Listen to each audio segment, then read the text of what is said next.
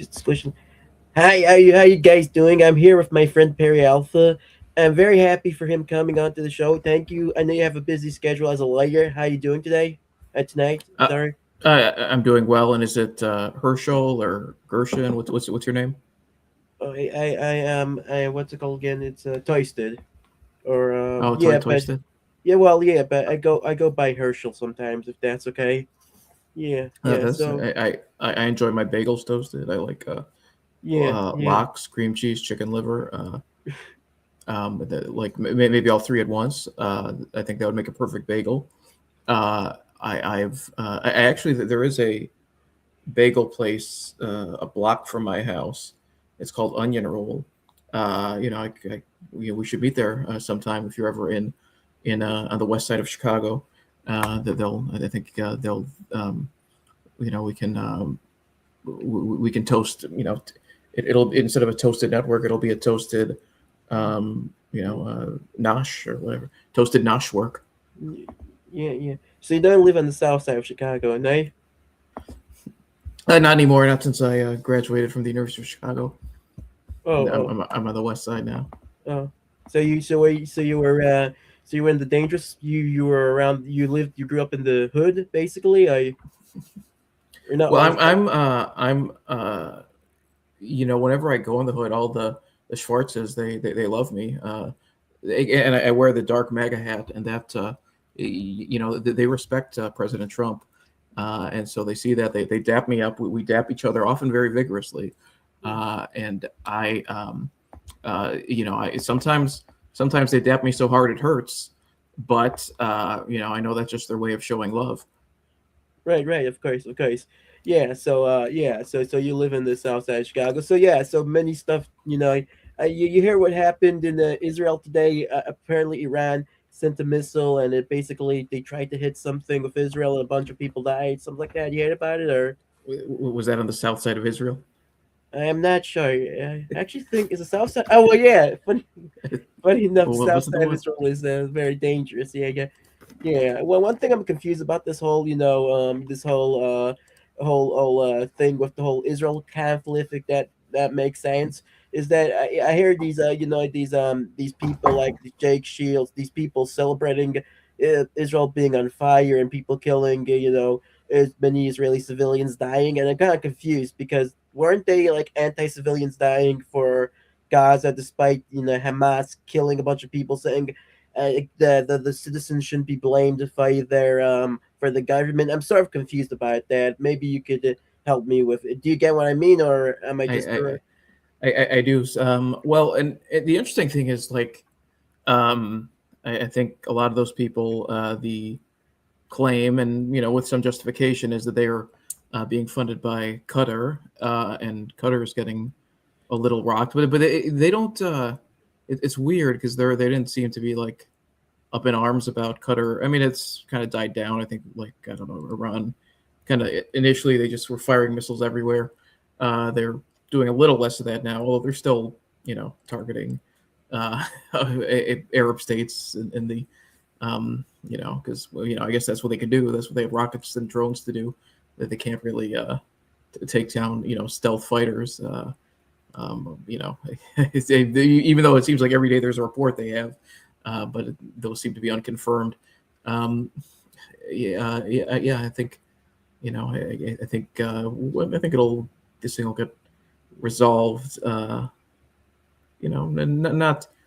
I don't think it'll drag on like Iraq or Afghanistan. Hopefully, it's resolved quickly in a way that's uh, you know uh, better for everyone. It gets better for Iran and that they're no longer bombed, and I guess better for everyone else, and that um, they're I don't know. I guess they have uranium is somewhere, so hopefully they turn that over, and we don't have to worry about them Yeah, I'm confused nuking about the anyone. war because people have been saying they had nuclear weapons since the beginning of the Khomeini's regime. So I got I want this. Yeah, I trust Trump. I just hope Bibi didn't like pressure Israel didn't pressure America into taking this war. You know what I mean? Because I just I don't know if they if I guess this time. Do you think they actually have nuclear weapons or it's just Well, I mean, I think they. I don't think they have nukes they can use. And I mean, the when was it, July of last year that uh, Trump dropped like Moabs on their nuclear facilities. I think that did set it back. I mean,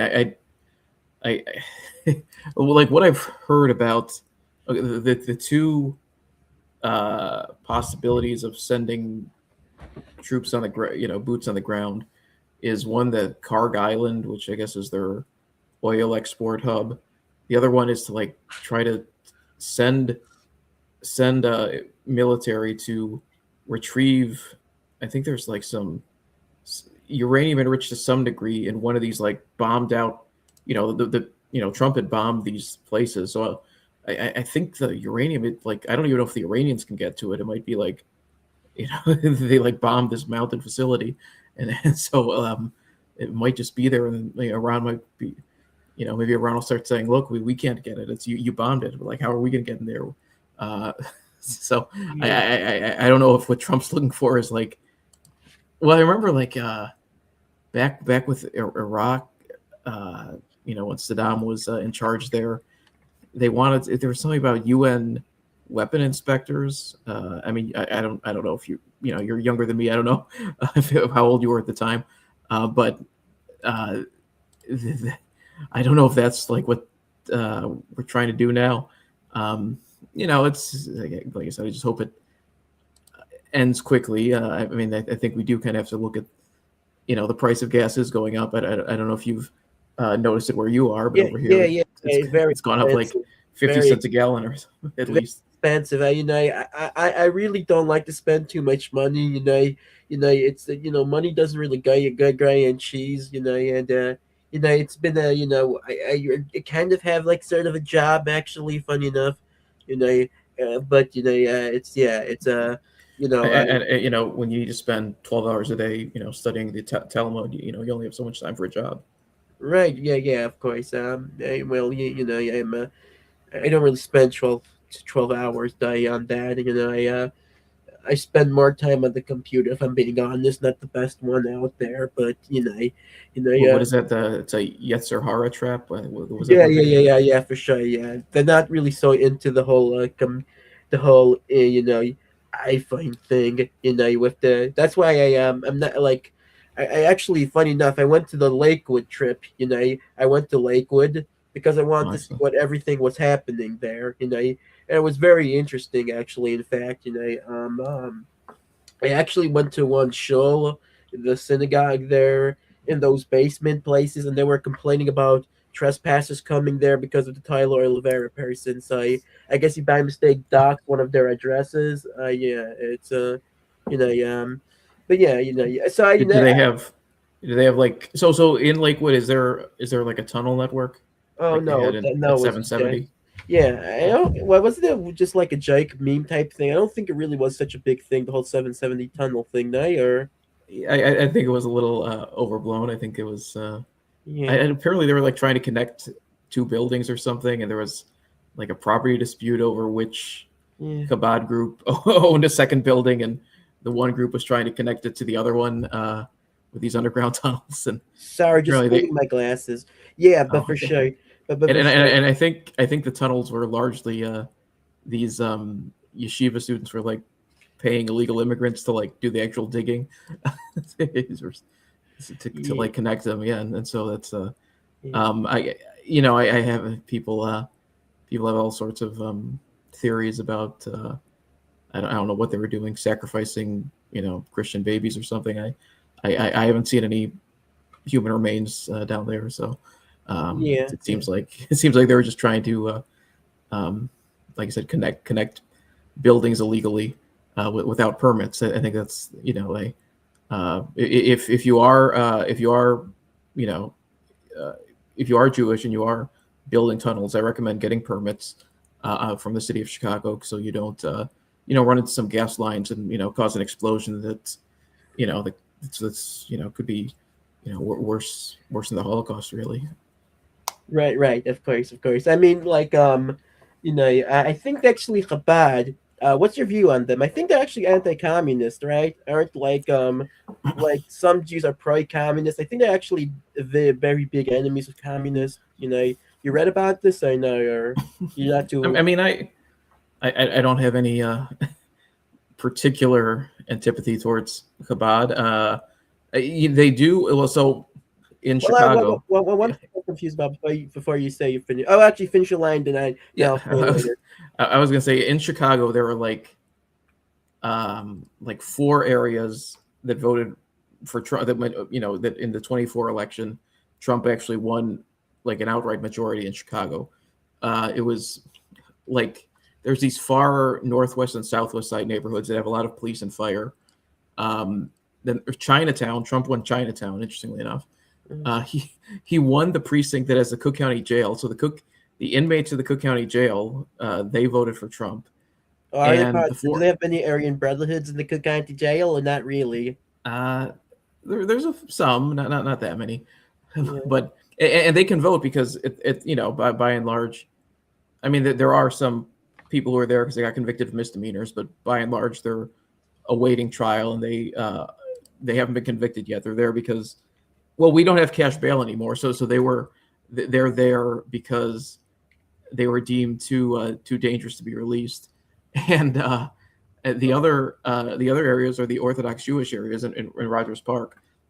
So they and at least in 24 they did vote for Trump. I know with groups like Lakewood and was it is Curious Joel Lake and Lakewood the same thing?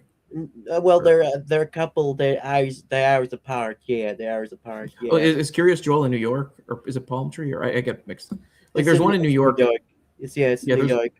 Yeah. yeah. So I know that like a lot of times Andrew Cuomo did this. He would like promise things to them. I guess, and if the rabbi said, everyone vote for Cuomo, he'd get 98% out of there, and so they'll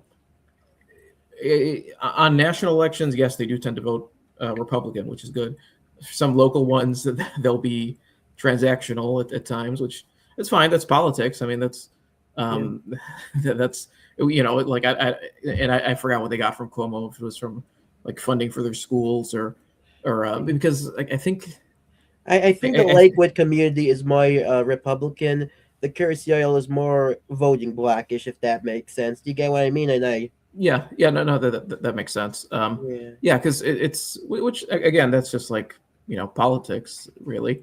I mean, it's um, yeah, people, Chinatown. You just mentioned Chinatown. I mean, people try to. There are some politicians who like know how to lock down the vote in Chinatown in Chicago, and they do very run up big margins there. yeah. Well, I'm just It's wondering about the whole Chinatown, China people thing, if you don't mind. Why don't white supremacists really care too much about the Chinese people? Because I deal with them now a lot, but a couple times, and many times, at least not the young ones, but the old ones who like who are like immigrants. They tend to be very rude, cold people. Do you notice that or not really? Or they do, but that's I think part of it is they sort of stay under the radar. They want to stay under the radar. They don't want attention brought to them. Uh, yeah, some of the younger ones, do get into politics, but like the older ones kind of like don't really want, they'll vote because like whatever it's a community thing to vote, but other than that, they kind of want to stay under the radar.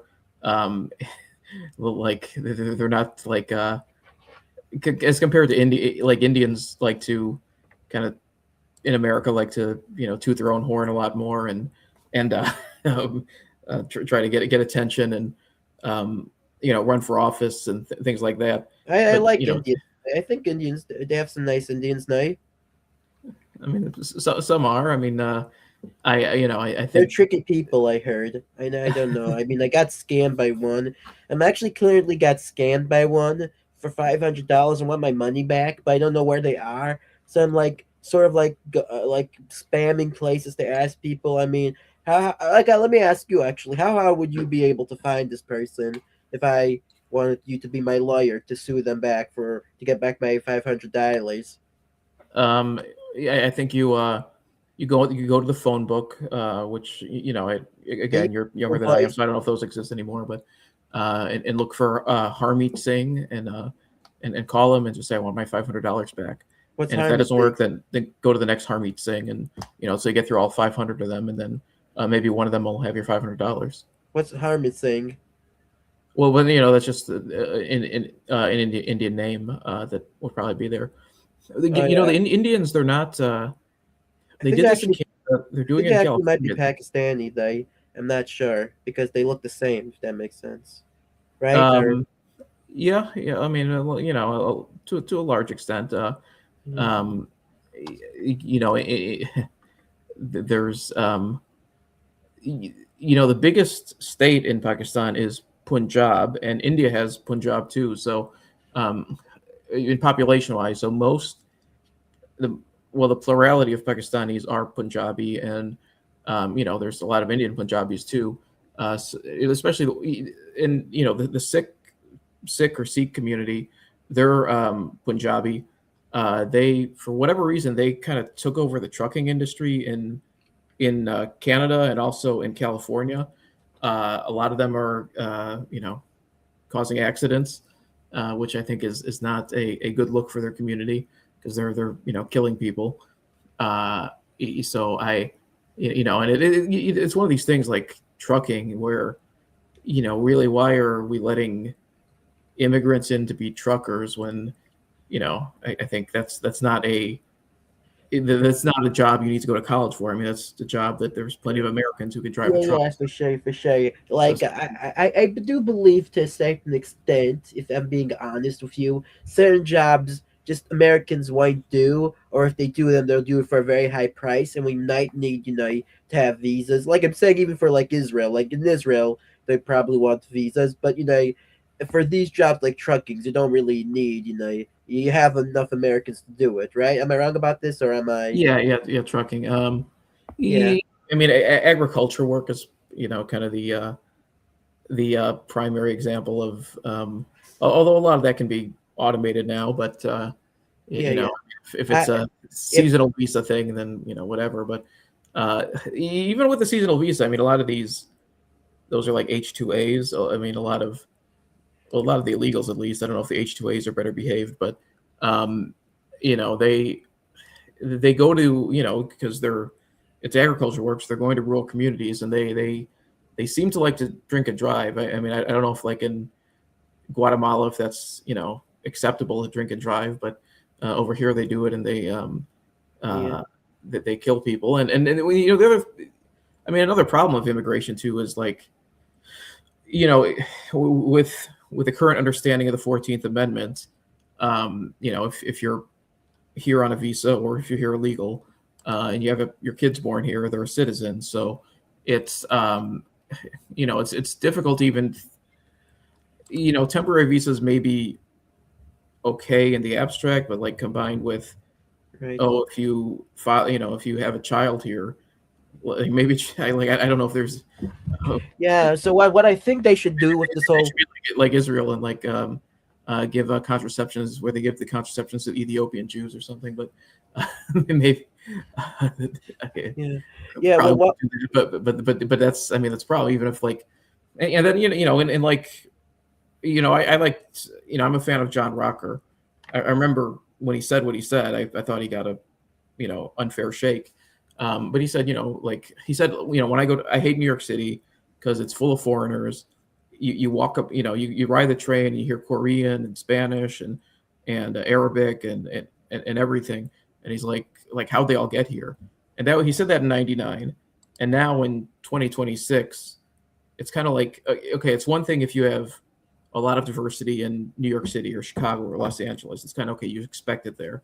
But now it's like everywhere in the country, like Springfield, Ohio, famously in the 24 election. But it's like everywhere.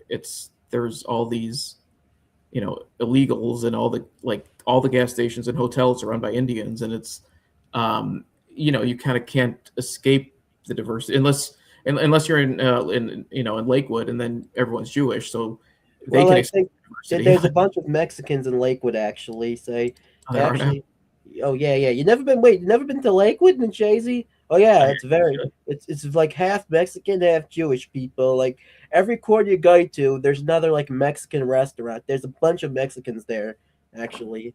You know, yeah. Are the Mexican restaurants, do they like close for Sabbath, or do they? Well, no, they're not the non kosher ones I'm talking about. If they're non kosher, they're probably Mexican restaurants. You know what I mean? Yeah. Even Well, I though mean that's good. I mean, because like in like parts of Europe that are heavily Muslim, and I think there's like pressure on restaurants. Oh, don't be open during Ramadan. Don't be open during daylight on Ramadan. So it's good that the the Orthodox Jews in Lakewood aren't. well, I don't You know, think the Jews believe. If you actually ever read rabbinical literature actually, I should. I haven't though. yeah, because they don't believe Gentiles could keep the Sabbath. So they believe if Gentile keeps the Sabbath, they get the death penalty because it's only for people that are Jewish because the Sabbath is like a covenant type thing. So they actually don't believe that a Gentile cannot keep the Sabbath. Actually, fun, you See, know. so that actually gives credence to the. I see you have Ryan Dawson up. So like people who say the Jews killed Charlie Kirk because he his last book, which I think was published posthumously. I don't know if it's been published yet, actually, but it's about like advocating for Christians to keep the Sabbath, basically, with the sense of like, okay, it's you should have a day, a 24-hour period every week that you turn off your phone, just spend time with your family. But maybe that's maybe that's the reason. All the people who are like Jake Shields who say Israel killed Charlie Kirk, they should say no. Actually, it's not because he was trying to stop the war in Iran or whatever they're saying. It's because he was trying to encourage Gentiles to keep the Sabbath, and that's inimical to Jewish beliefs. So, Yeah, oh, I don't think although they could yeah, kill without the temple being. I don't think they could do it until they have like a Sanhedrin that it's only possible when their Messiah comes. So it's only possible in an eclectic sense, if that makes sense. Do you get what I mean? And well, does Chabad, do they believe that like Rabbi Schneerson was the Messiah, or is that like yeah, a but he divided? hasn't come yet. He hasn't come yet. And I don't think all of them believe it. I don't know for sure because they keep it secret even from other Jewish people. If I'm being honest, so it's a very controversial belief, you know. But he hasn't come though because he didn't come though. So I guess they believe that he has to um announce he's the Messiah first, and then Elijah the prophet comes and says he's the Messiah and stuff like that. That's how the whole thing goes. I mean, you know. But I mean, like Rabbi Schneerson, he died in I don't know the '90s, right? So, Yeah, most um, people don't believe he's the Messiah. That's like a retarded belief. That's like a okay, so very that's yeah. That's a, so the signs that say like Mosaic is here, that's just like a small minority in the group.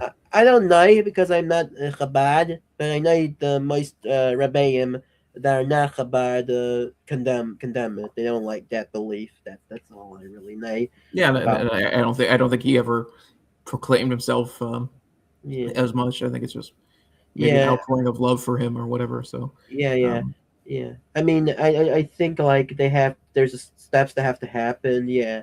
So I don't know if it's like yeah. So yeah. I mean I know for like the Muslims they have to do a caliphate basically like ISIS did, and right. that's but even without a caliphate I think they could do stuff which I don't know. I mean before I go I'll tell you my plan for immigration before I say the next part because I I think we should repeal the 14th Amendment and have it that even if your child, even remove the whole born here, you're a citizen thing, and as well as that, get rid of if you have one parent, you're automatically a citizen. You know, because just because people taking it as a loophole. You get what I mean, or no? Or So you need to have at least one parent be a citizen for you to be a citizen. Is that how it works? yeah, I want them to get rid of that thing because when you get to realize how bad illegal immigration is once we realize how much we pay for them. Like we pay for their Yeah. for their we have to pay for their schooling. Supreme Court real that. I don't know why they even real that. I don't know how the Supreme Court is able to make laws, but they really have to pay for their public schooling. You know, for illegal immigrants as well as for their medical care. So when Trump says Mexico should pay for the wall, he actually has a point to it, and he should actually force them to pay because they owe America a ton of money. By the way, like over trillions actually, if we really think about it. Am I wrong about this? And Yeah, it's true. I mean, think of all the drugs that flowed over the border, and I mean that's kind of I think there's yeah, uh, black pillars. They were really a racist term, but there's people who black pill about Trump because of Iran and whatnot. But he did shut down the border like basically on day one, and whereas Biden had the border totally wide open for 4 years, right. which is why you have Haitians and Venezuelans everywhere. Um, Trump shut it down. Are you pro the Yeah. Iran war or no? Or sorry for interrupting, but are you pro the Am I Iran what? war? Are you pro the Iran war or not really? I think because I think you would be, but I didn't really Iran? see I mean, it's like not something I because I know you're you not know really so pro re- Israel. You kind of yeah. I mean, I think it'll be okay. I mean, I am willing to just let yeah, Trump do his thing. I mean, I voted for him, and this doesn't like oh, Trump betrayed me. It's no, it's I mean, whatever. He's he got shut down on a lot of domestic his domestic agenda by uh, radical leftist judges who it seems like every one of these judges, these Biden judges, like a lot of them, they're recent citizens. A lot of them, if you like look into their family, either their spouse or their children work for like NGOs. They get a lot of money. They were getting a lot of money from um, what was it like? I forgot what was this the State Department thing that they shut down. I forgot it was in called that they're funding NGOs around the world. Um, yeah, like yeah, it was like one of the big, a big victory for Trump at the beginning. They shut it down. yeah. And Um, well, also you, with the whole panic with the whole Ryan Dawson thing, I don't get how they support Iran, the government of Iran. It's like, let's say even it's exaggerated, they're like killing their own people. You heard about the whole women's thing? They're killing like women in their country and stuff yeah, like they're they like killing killed. the There's like a soccer member of team. their national wrestling team who Yeah, they executed. They claimed he killed a police officer, but I don't. I think it's a little. I think it was yeah, mainly just because he was a protester. yeah, but Yeah, yeah. I don't yeah, know if the 40,000 number is true, but like if you condemn Israel, you should condemn Iran because they're like they killed over 40,000 in a month. That's a lot of people. I mean, is that true or yeah. no? I mean, it's probably a little exaggerated, but still, it's like I'm not crying tears over the Ayatollah or any of these regime people who are getting killed. I mean, it's like they're not good guys. I, like I said, if I were making this decision, I probably wouldn't do it just because it's like it's hard to do this cleanly. I mean, it's I mean, like Venezuela was a very clean operation. You just arrest the guy in charge, and then you basically like hold the sword of Damocles over the I think it was smart that he like just let the vice president take over, but basically okay, he told her like you're going to play ball now, and she did. I mean that was very clean. I think it's going to take a little longer than just like overnight, like it took with Venezuela.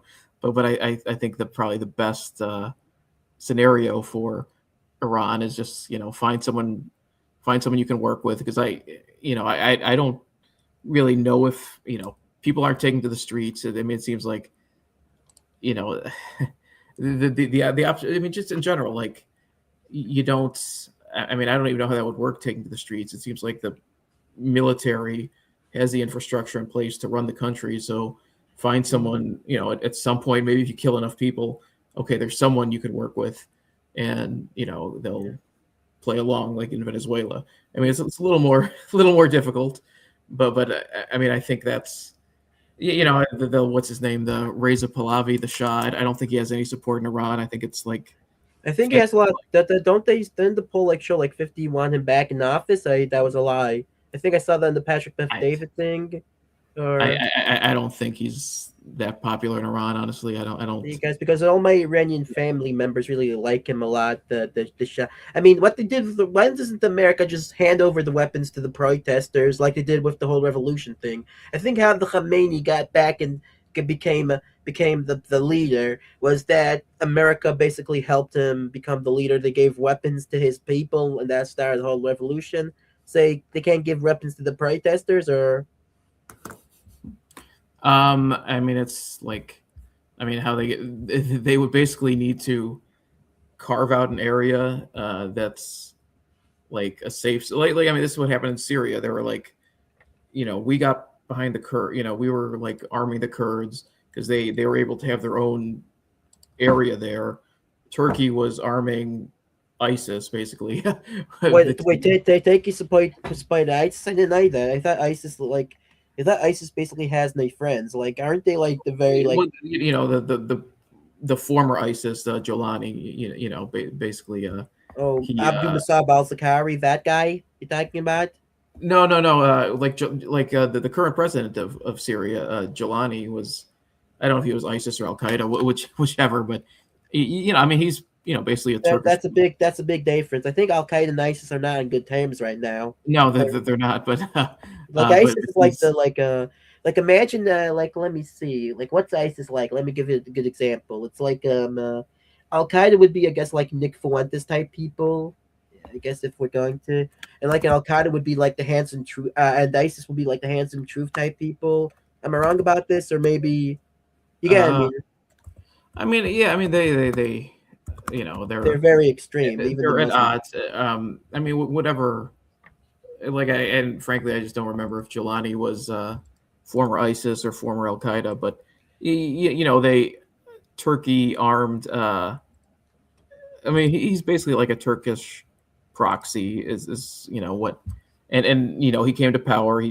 Assad got overthrown because after Trump won the election, Erdogan realized that, okay, Biden is not in control of anything. Let's just try to take over Syria now. And they did, and they were successful. Well, between that and Russia being tied down in Ukraine, they said, okay, it's now or never.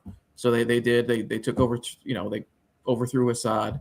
He's playing Xbox in Russia now or whatever he's doing, and Yeah, you know, that's why I'm wondering why did the Khamenei just do that? Oh, that'd be. Do you play Xbox? So you're not that into those stuff. no, I'm not really a video game guy. I've got the only video game I play is my I've got a Game Boy Color and I play Tetris on it. That's it.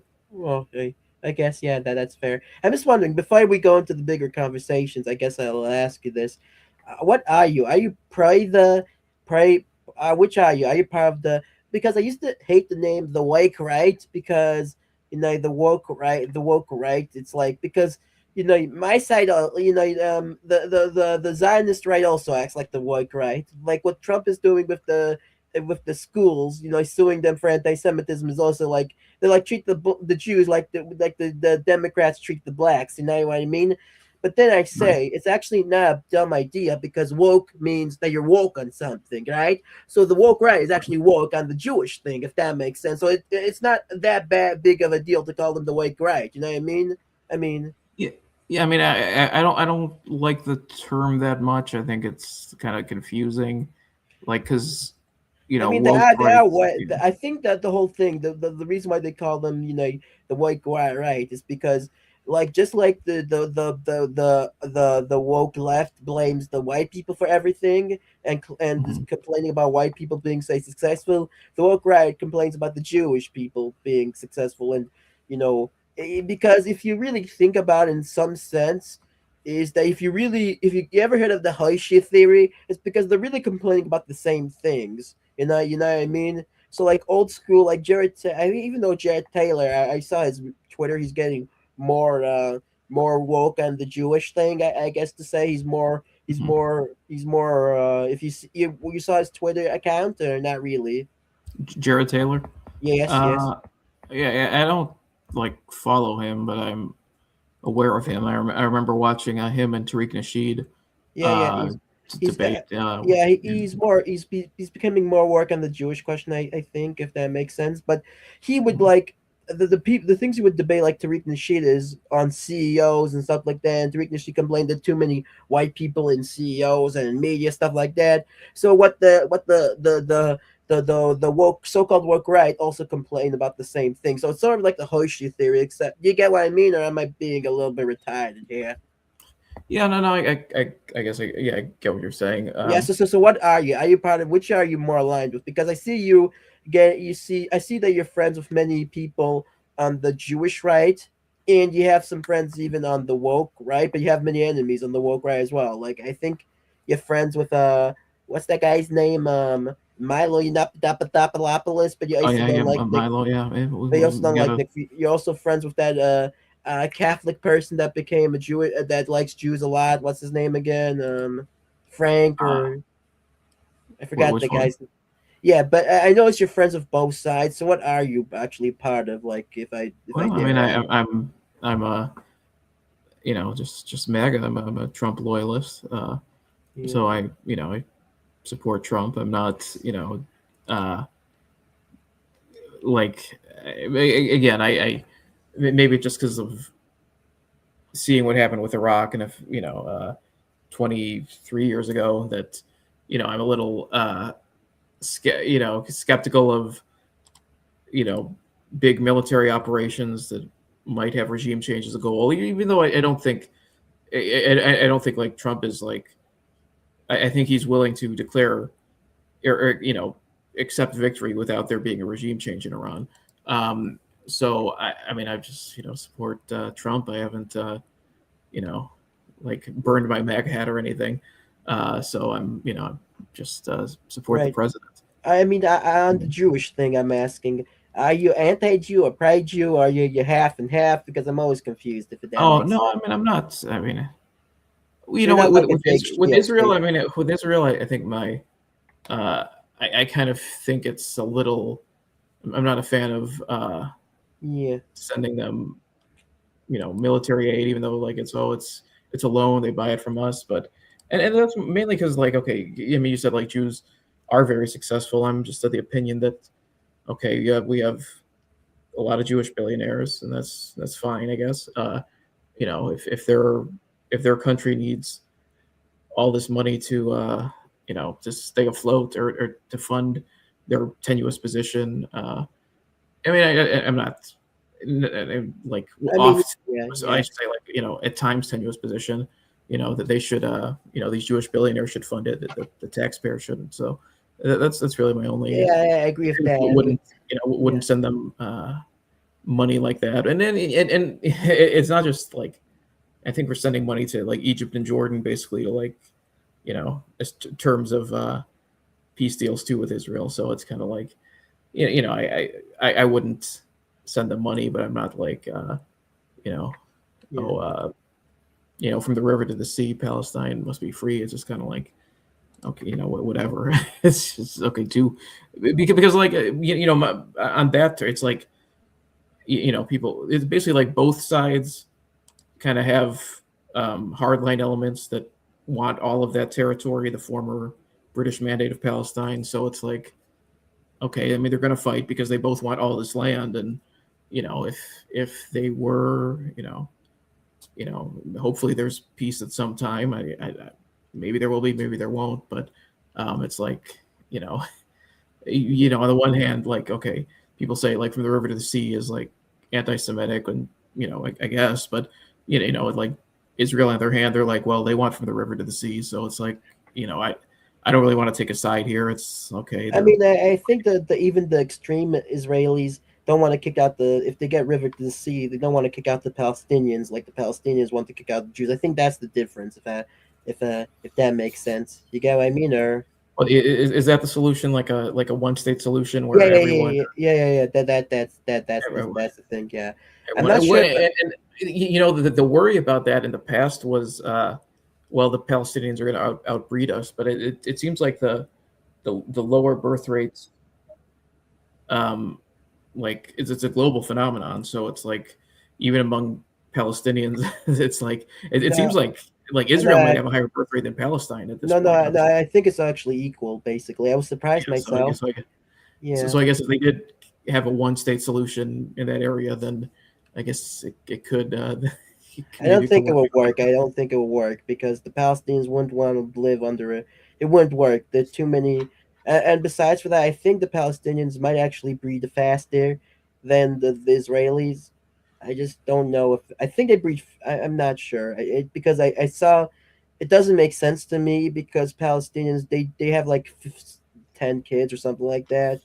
The only Jews that have like 10 kids are the orthodox ones, But I mean, like, to be fair with the whole, if I like, I guess I'm going to switch topics a little bit here, but so what do you think about Tyler Oliveira's video?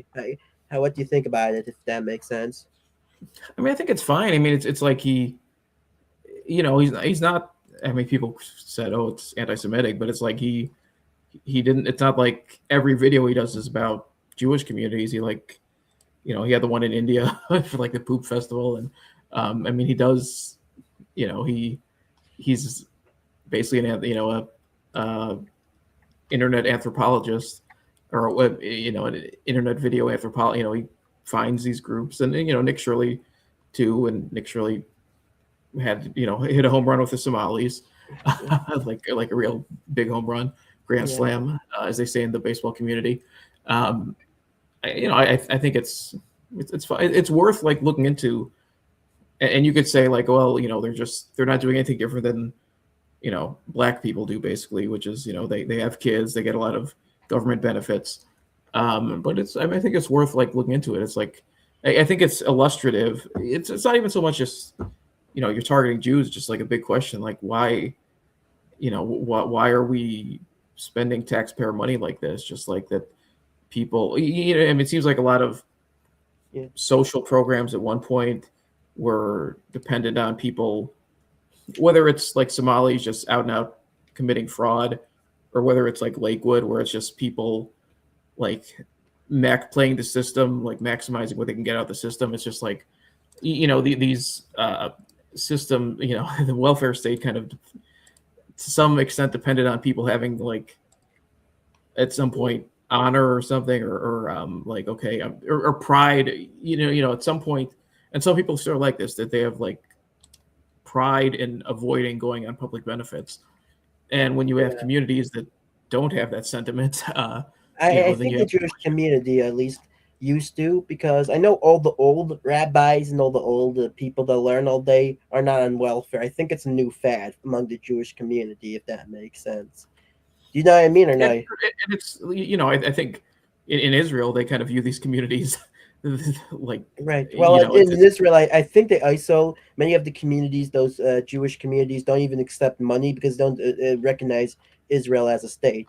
Which I guess this is what I'm going to like say, if you don't mind me saying. So after thinking about this Tyler Oliveira video for a while, I realized I may have been a little bit like but threw a tantrum and stuff like that, and was a little bit upset about it because I felt that he was like attacking. Like Israel, I don't really feel like they're my people, but these people actually feel my like, I share the ideals with them and stuff like that.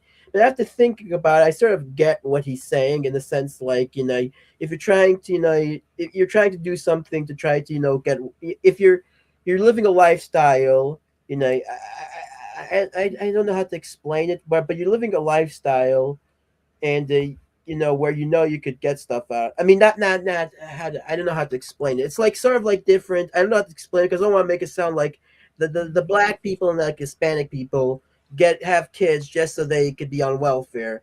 I think the Jewish ones, they have a lot of kids because they it's because the Torah commands that. You know what I mean? Because even in places where they don't go well for like in Israel, they still have a lot of kids. Did you get what I mean or not? Or right, yeah.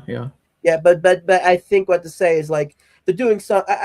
If they don't really want to be part of society, it's probably best not to take welfare from society. I don't know how to explain it. You know what I mean? Did you Yeah, get no, what I no, mean? I Or think that, yeah. yeah, So I I mean, think that makes sense. And yeah, and there, I mean, it wouldn't surprise me if like some of them are doing. I mean, not to the level of us opening an autism center and billing millions of billions of dollars.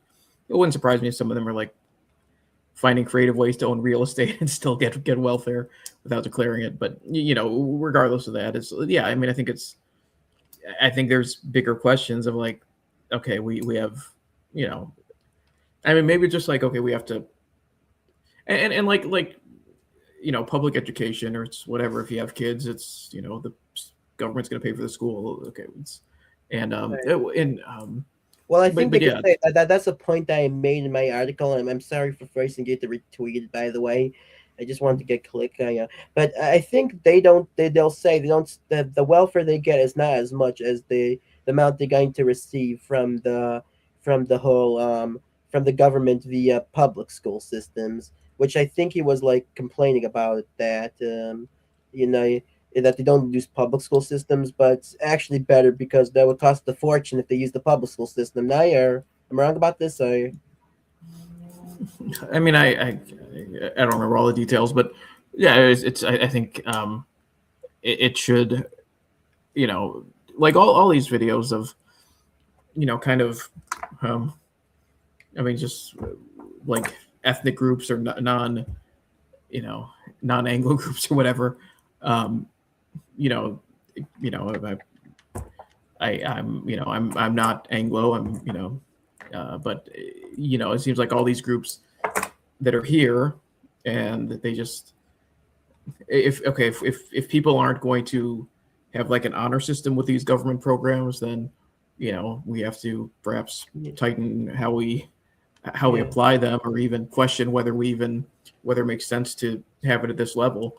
right, right. You Because I spoke to know, some people, they just don't understand it. I like tried to speak to them about this, and they just don't understand it. But the thing is, this is the thing I'll say about it. This is the couple things that annoyed me, if you don't mind me saying. The first thing is I don't like how he tried to push this as like he tried to push this as like a Jewish thing, like a Jewish global thing, like the Jew. It's like a Jews working together type thing. Like I think he did with the Criasioli. Like asked them, hey, are you for the Arkansas white civilian type thing they're making? Which I think the person actually he's being sued for fraud now. If you heard about that, by the way, him I being sued. haven't heard about that. No. Yeah, when like because like these Jewish, this is what that's what got me annoyed. Is these Jewish people, they're not liked among other Jewish people, if that makes sense. Right. Right, they don't like. I think we even had like if like Tyler Oliveira was left wing, do you think he would get that much hate from these platforms, or he would get more support if he was left wing?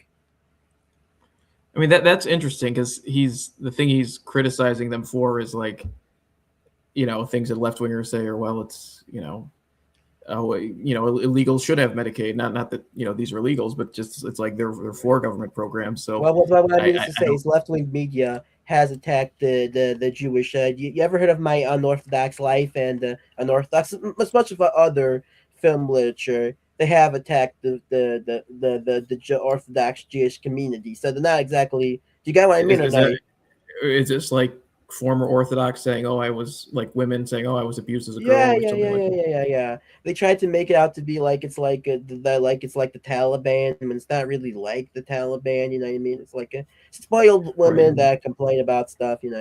But if it's from because that's what I'm trying to say here is I think what Well, happened it's is like, um, I don't know. I think the word cult gets thrown around too much sometimes. People say, "Oh, I was raised in a cult, and it was just like some, slightly more conservative Christian church or something." And I think I mean, there haven't been.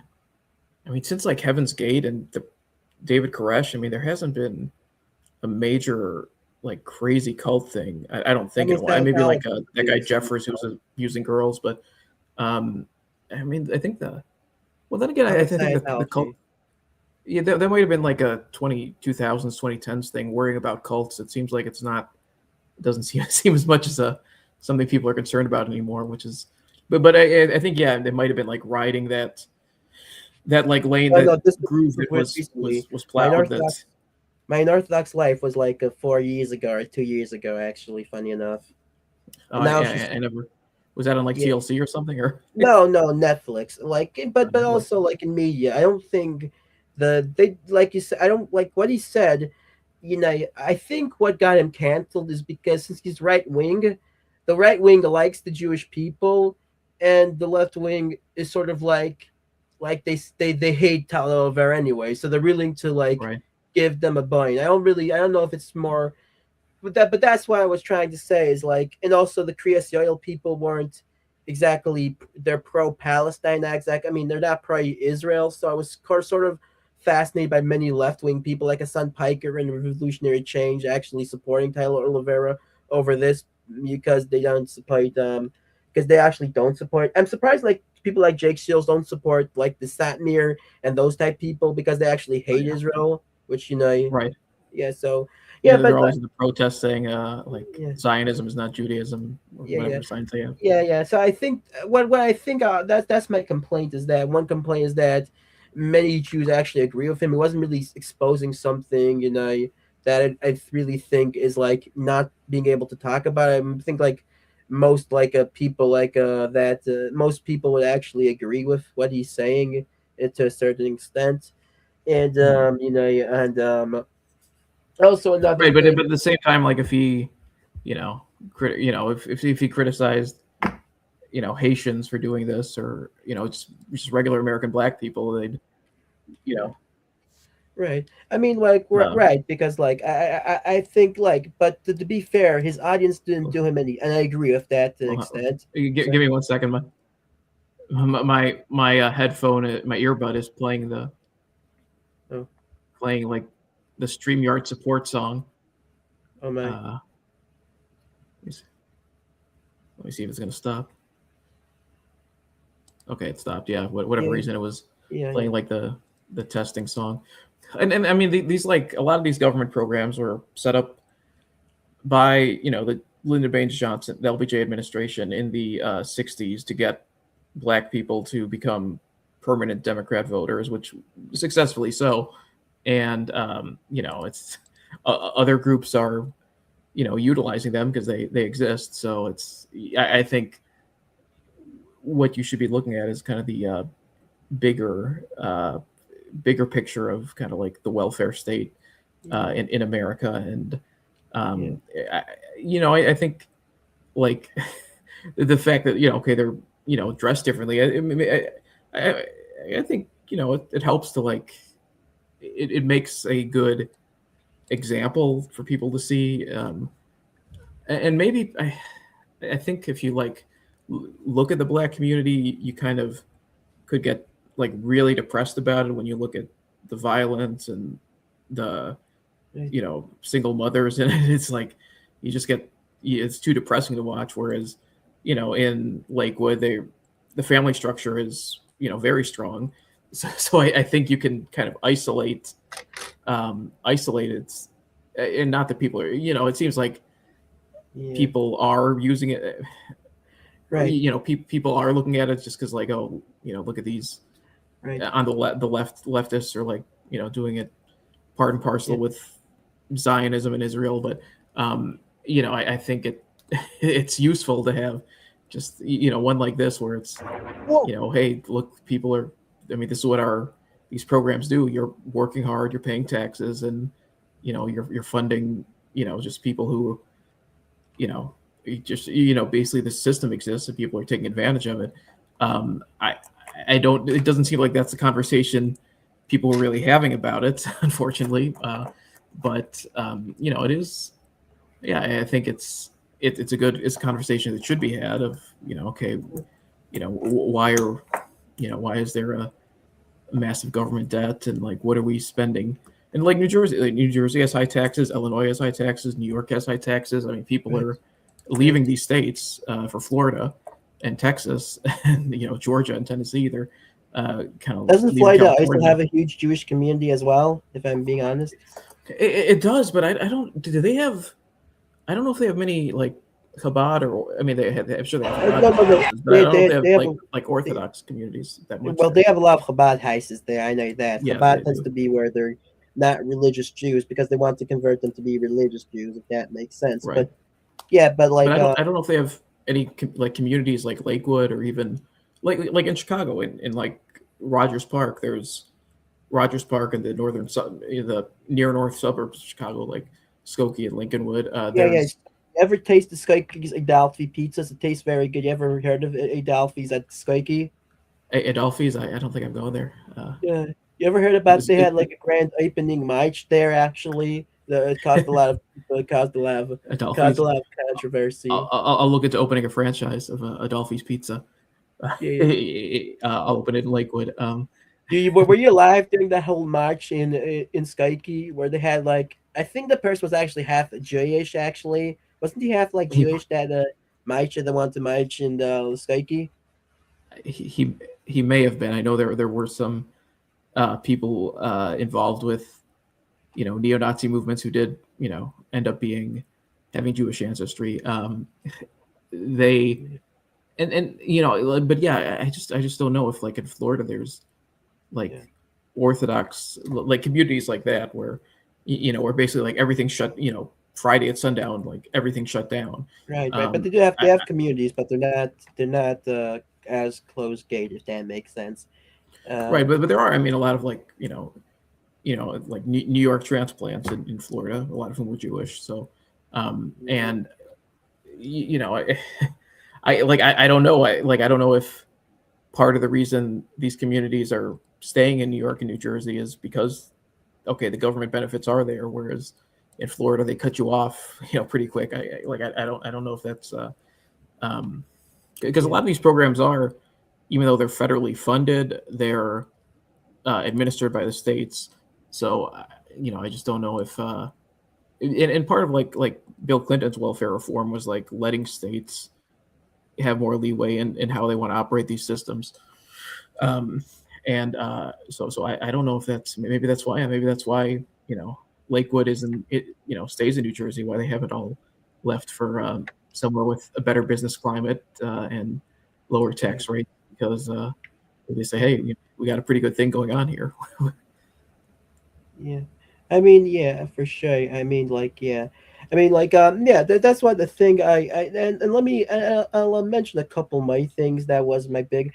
I think he like tried to be like the new Childs, not the new what do they call that guy's name again? Nick Shaley. He tried to Nick make out Shell, like yeah, tried to make it out like it was like you're saying, why is nobody talking about this when I mean this is a different situation. This is people take advantage of welfare. The other one was an actual scam. That was one part. Even though right. I guess this, of course, you could see it as a problem. Even though, but another thing I didn't like was that he was trying to make it as like as I said before.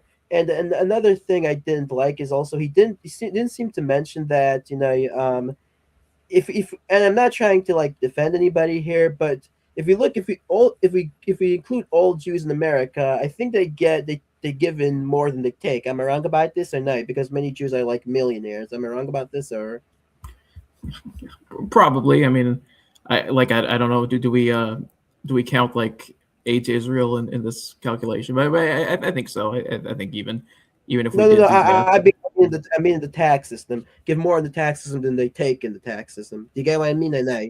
yeah, Yeah, I'd say generally. I mean, yeah, yeah, yeah. yeah, I I mean, imagine they do. I mean, like I, he did. I'm just going to be honest with you. I think he did it to himself.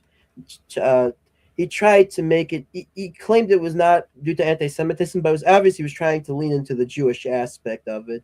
Am I wrong about this? well, but I think part of it's just kind of like, I mean, even with the Somalis, it's like it's just like for. I mean, not they're not foreign per se, but it just they're not like it's not like mainstream American culture. It's like a subculture, like the Amish or something, where it's like, it's they're Yeah, in America, they're Americans, but it's like, a yeah, culture, they've got their own like thing going on.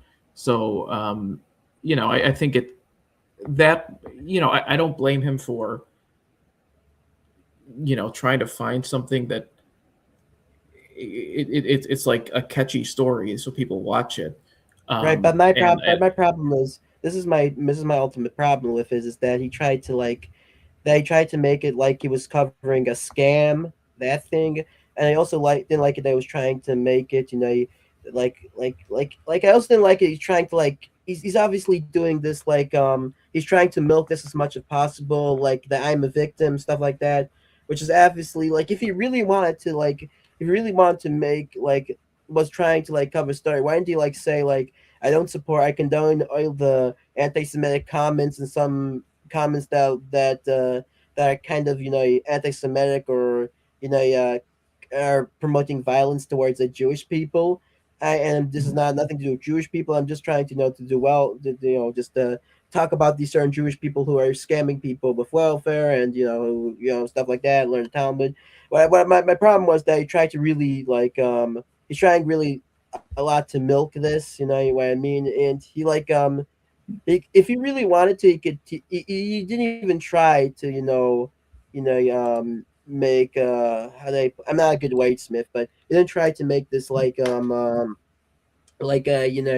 try to find a way to make it try to make to less try to find a way. Did you get what I mean or no? Because I'm Yeah, too bad with what. and I mean he didn't, but to some extent, it's kind of like if you're successful at this, I mean, like he again he had the thing in India where he was basically making fun of this Hindu festival that involves like dung or something, and I don't fault him for looking for a sexy, kind of Right, but a I think sexy he story or a story that's going to get attention, and yeah, but the thing is, my problem is him clapping himself on the back like he did something very special. That's my you. Do you get what I mean or no?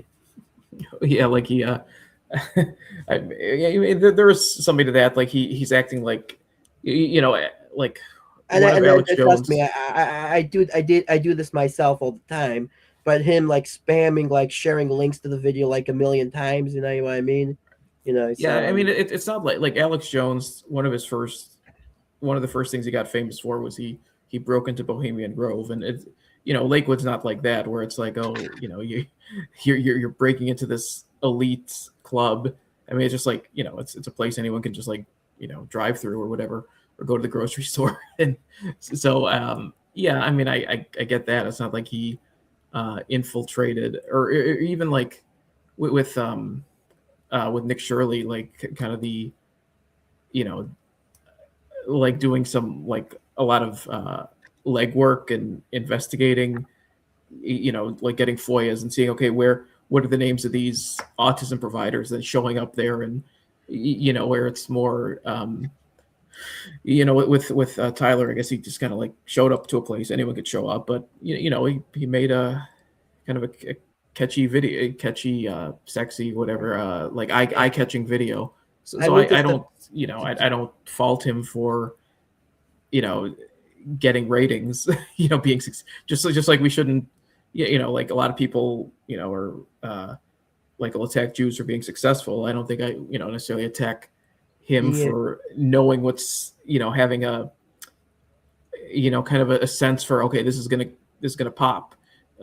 So I think there's a skill to that, and yeah, yeah, and yeah. Just don't like confuse Mr. Beast, for instance, he famously like A/B tests everything, or he did. Now he kind of like knows what succeeds, but like when he was 5 years ago, he was like let's try it this way and let's try it this way and let's post them both, or post to limited audiences and see what gets bigger. And so he like just figured out, okay, this is what works algorithmically, this is what people like to see. And so I think I think there is something about like that community that made the story interesting. Whereas, I mean, like I said before, I think if you try to look at like like welfare overuse and abuse in the Black community, it gets like depressing. I mean, and so I think people would just like just like not want to watch it because people don't want to watch something that depresses them. Whereas this is like, it's sort of like you can isolate the kind of the welfare maximization, whether you call it abuse or not, because it's on face value, it doesn't look like it looks like they're just taking advantage of the programs that are there, but it's so let's just call it welfare maximization. I think it's yeah, it's interesting. I mean, I think it's an interesting story, so I don't fault him for going somewhere where there's a story right. It's because that people will pay attention to. I actually spoke with a rabbi about this because I like said like what you said basically is like, don't you find it weird that you got that he got canceled for for showing this but not for showing the Indian Pupa festival, you know what I mean? And he said to me the problem was, which that's the problem. If I speak to many Jewish people, they just don't understand how canceling on Patreon proves the person's point. They just don't understand it. It's like I'm speaking to a wall. I'm like not joking to you, but one thing that they said I agree with is said did this thing get as much, people in the comment section, as much people hate saying hatred stuff about Jewish people than the other thing. And that's the truth, is that his own fans did not help his case by saying all these anti-Semitic things in his chats and stuff like that. I think if they, do you agree with what I'm saying or no? Because Yeah, they're no, no, I think yeah, there's some of that definitely, and like I mean, I don't this even know is what the thing. this like with page. Can I just tell you one thing? Is like this is the funniest thing about the Jewish people. They're the most persecuted people, and they're the most non-persecuted people. If you get what I'm saying. On one hand, they have control of all these things, media stuff like that. They have all the ADL stuff like that. But on the other side, they are like people like really just don't like them. Many people want to beat them up and stuff like that. So it's sort isn't that like a funny dynamic? How they're you can make the argument they're both sides of it, if that makes sense. It's like California being the most free and not free place. You could do drugs stuff like that, but if you try to open up a business, they'll shut you down. Stuff. You get what I mean or Right, not? right, and that's what's it? There's a term for that, like a narco tyranny or something for like California, where yeah, you can Yeah. like you can be homeless and like use drugs openly, but yeah, like you said, if you try to open or basically like an illegal immigrant can open like a can grill tacos on the street, but then if you try to open a business legitimately, it takes like 3 years to get a license. But yeah, I mean, I think some of that is tone deafness from I think you know they don't they kind of I mean a lot of them probably do think that they're special, uh, you know, and well and so I don't know if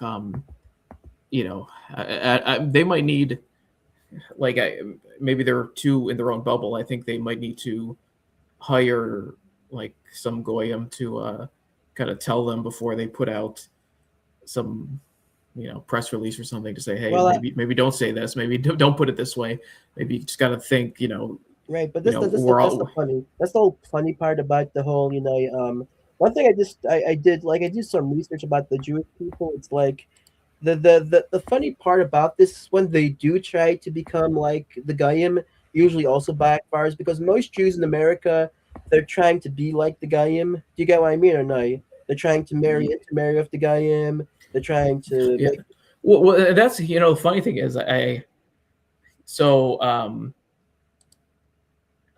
I think yeah it's interesting like with the I think the strongest case that Jews could put forward, maybe for Israel, that they don't, is like, look, if we don't have this concentration of Jews in one place, we're just going to I think the data shows they'll just like which like every community in America does.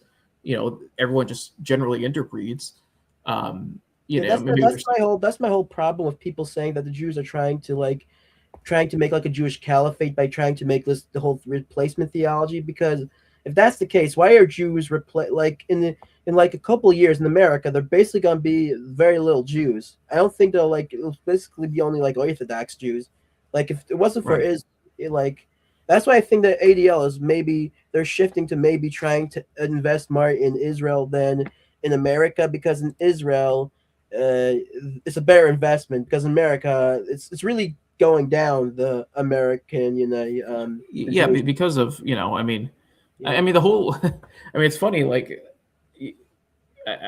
Jews. I think probably the main reason they still exist is because of persecution, because they were like, forced into the shtetl, so they, had to be with other, they married other Jews and had kids with other Jews. Whereas if, they were liberated, from since the fall of Rome or whatever, they probably would have at that point just intermarried and converted because they got married. Right. But so because like you see here in America, like most, secular Jews, they don't necessarily marry other Jews. It's just like, well, they're just regular Americans. It's just, so this is who I met on a dating app. This is who I met at school. And, that's who I married. So yeah, I think that which is the case kind of with like every ethnic group in America. It's hard to, Well, pretty much every ethnic group, it's, they just it I think is kind of black like a melting pot. I mean, there might maybe like black and white is kind of a and also stronger Chinese divide, people. Is but Chinese people, are they also homogenous in America? Not really. Are I know they like. I know yeah, the women like black men a lot. That's how I know about their community. well, But I who doesn't? Um, mean, but but yeah, I mean, like racial lines are stronger than ethnic lines, but I think they do. Like at some point, they give in America. So, like yeah. yeah, just Well, because well, well, like well, what I'm trying like to say is Americans are just mixed, pretty much. The Jews that try to like the ADL. They if you ever follow the ADL, they have condemned like extreme members of the Jewish community. If a rabbi says something that is offensive, they do condemn it. Like they say like the word goyim or something like that. They I don't think the ADL is too big on the word goyim either. Um, they what's it Right. called again? They what's it called again? They many extremist members of the like I think they criticized the Orthodox Jewish community in like Israel because they want this they didn't like this whole thing that the prime minister wanted to make something where if you're less religious they'll count you as still as a convert, you know what I mean, stuff like Mhm. that. But seems like an old bat, or like Rabbi Shmuley, right? You know Rabbi Shmuley Right. Patach is. I think he gifted you a toy, by the way, He right? did, yes, from his kosher sex store, uh, Yeah, his and his daughter's kosher yeah, sex store. So, yeah. thank you, and that's I put a paid promotion label on that to because to comply with FTC regulations. Um, yeah, I mean Did he yeah, actually like pay you? he Did he actually pay you I, money for this, or that was just like a no. troll job? There's a we call it we do a little trolling to quote President Because Trump, but the paid membership thing was like what really got me. But he like tried like his whole thing was trying to like get in with the guy's community and became like a Michael Jackson type person. He like right. he did all these things. He like Like try Cory he Booker, yeah, him and Cory Booker were like good friends. yeah, he like tries to support homosexuality, and he had like a bunch of you heard did you look into this whole Shmuley Bateach thing, or do you look into his whole life story of why he how he came to be? Well, I mean, I know, yeah, he He like was an emissary for Chabad, and he yeah, and invited he a bunch like of gay people and he would gay like go people on and Oprah goyish. and yeah, and all that, and And he would like in his group, he invited a bunch of like goyim and gay people into it. Did you hear about that whole thing?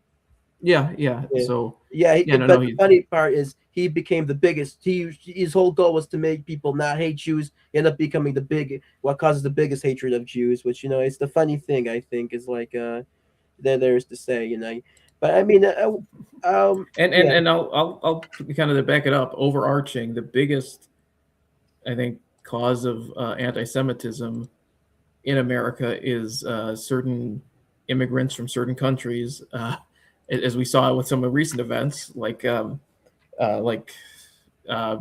synagogue in Michigan, and there was a shooting in Austin. It wasn't Jewish targeted, but I mean, you have immigrants from countries that mainly Muslim countries, and I think I,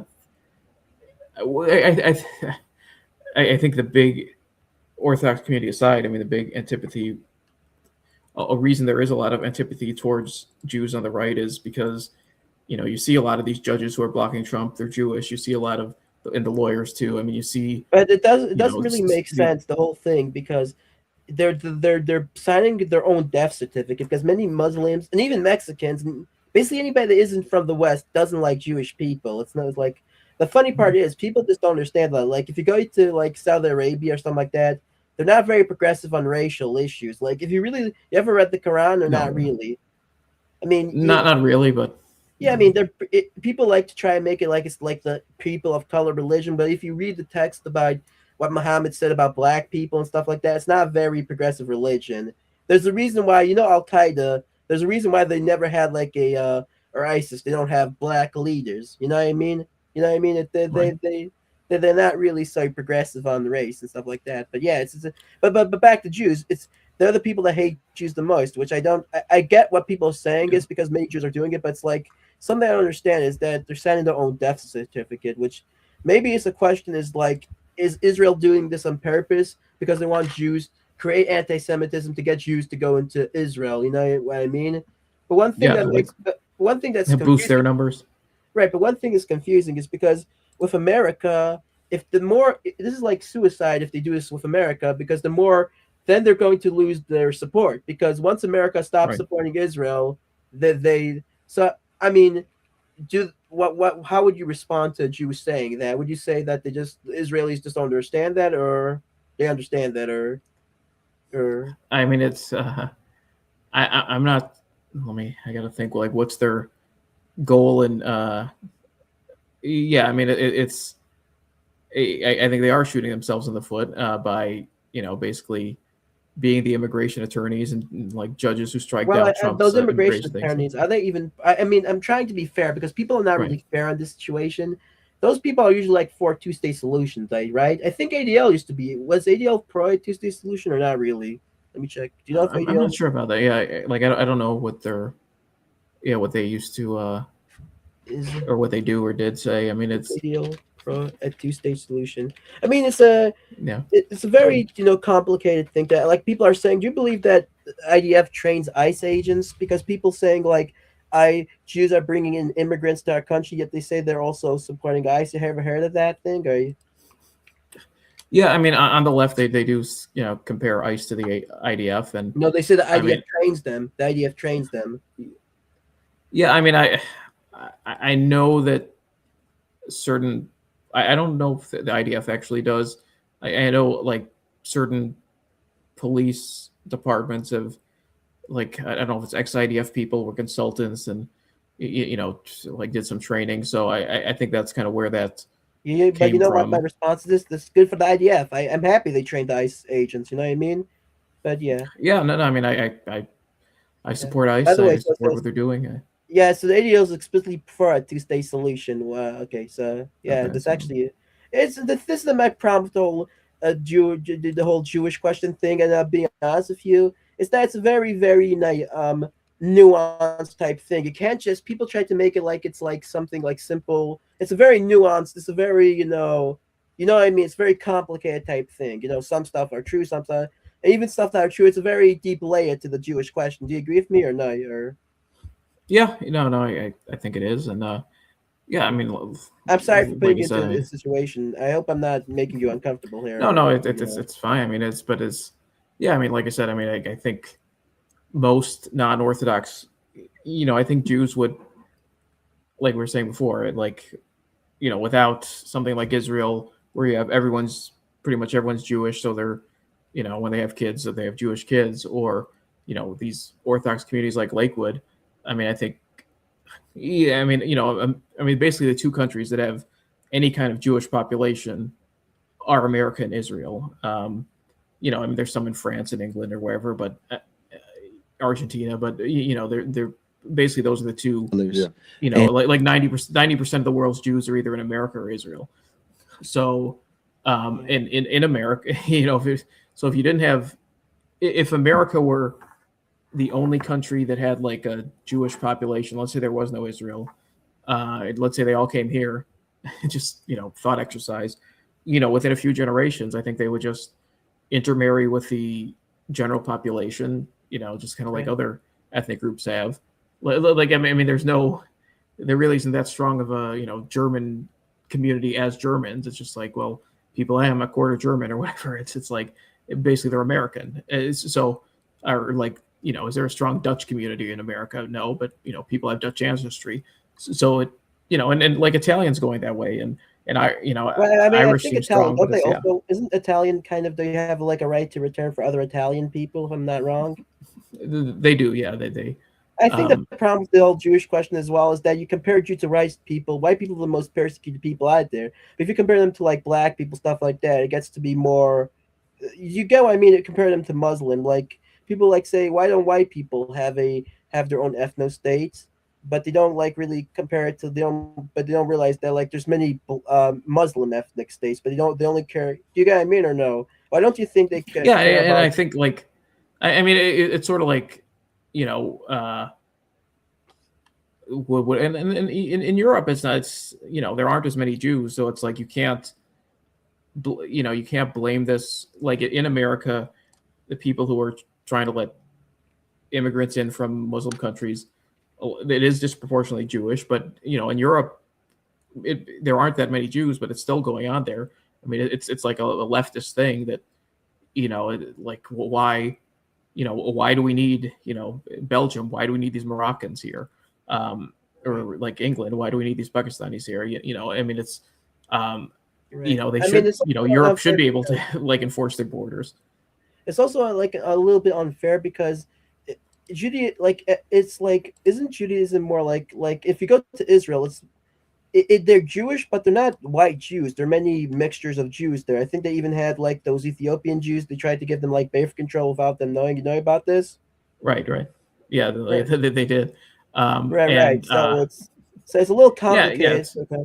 It could because yeah, like if you could say, well, Vatican is like is a Catholic ethno state, which this is one right. thing I'm just wondering is how do people criticize the Jewish people for being too loyal to Israel, which I kind of agree with that, but aren't Catholics a little bit also loyal to the Catholic the Vatican? Because like if the Vatican got into a war with America, who would they support? I think even Nick Fuentes said he would support the Vatican, but he said, but that's because he's siding with his religion, which I'm saying isn't that no different what the Jews are doing? I'm just like I mean, maybe you get what I mean, or am I being whatever here?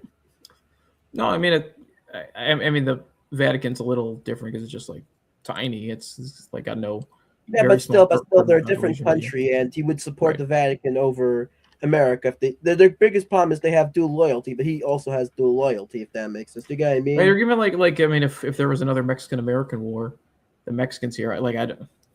I mean, it's sort of like maybe it depends on how many generations they've been here. Whether I mean, you kind of see it in like soccer games at the Olympics. It's I mean, Mexico wasn't in the Winter Olympics, but it's like Mexicans here. Yeah, A that's lot the of thing them about support Mexicans. Mexico. Yeah, a lot of them Oh, support America. I mean, so some younger ones are like, yeah, I'm in America. I support America. Maybe it's and maybe like politics maps to that too because like Trump uh, like nationwide. I mean, he won a bare majority of Hispanic men, not overall Hispanics, because Hispanic women voted overwhelmingly Democrat, but he won like a bare the tiniest majority of Hispanic men, and so I don't know if like politics is tied into of whether a Mexican here supports just in like soccer they support Mexico or they support right. America if they're playing against each other in the World Cup like they will Well, I would later expect. this year. I'm surprised. One thing about the Winter Olympics, shouldn't the Mexicans be very good at caroling? You know what I mean? I'm surprised they're not so good at caroling. Do you ever get what I mean? And Yeah, maybe they should be. Well, I mean, they should. you know how to. I, What um, happened to your Mexican type alter ego? What happened to? I know I heard you mentioning her about the alter ego on your podcast. Did you get rid of her, or what happened to her? um, well, they might, I've got to cook up new characters in Yeah, alter egos. I think that's what the fans want. They like they want to be taken for they basically my podcast. It's like a Disney movie each episode. So yeah, they want yeah. characters to have conversations with each other. I'm just Um, wondering, can I have my my nieces and nephews watch it, or that you wouldn't suggest me with them watching your podcast? um, I think it's okay. I don't think I use too much blue language. Is I it think any it's called. different than watching like a Disney movie where Disney Channel where they're promoting like homosexuality? You get what I mean? I think less so because I start every episode of my podcast with a very strong heterosexual pledge that I will not enjoy the creamy colon of another man. I will only make love to my wife who is a woman and has no penis, never has had a penis. So I start. It very much does not promote homosexuality because I basically and in fact uh, almost every couple of minutes I say no homo.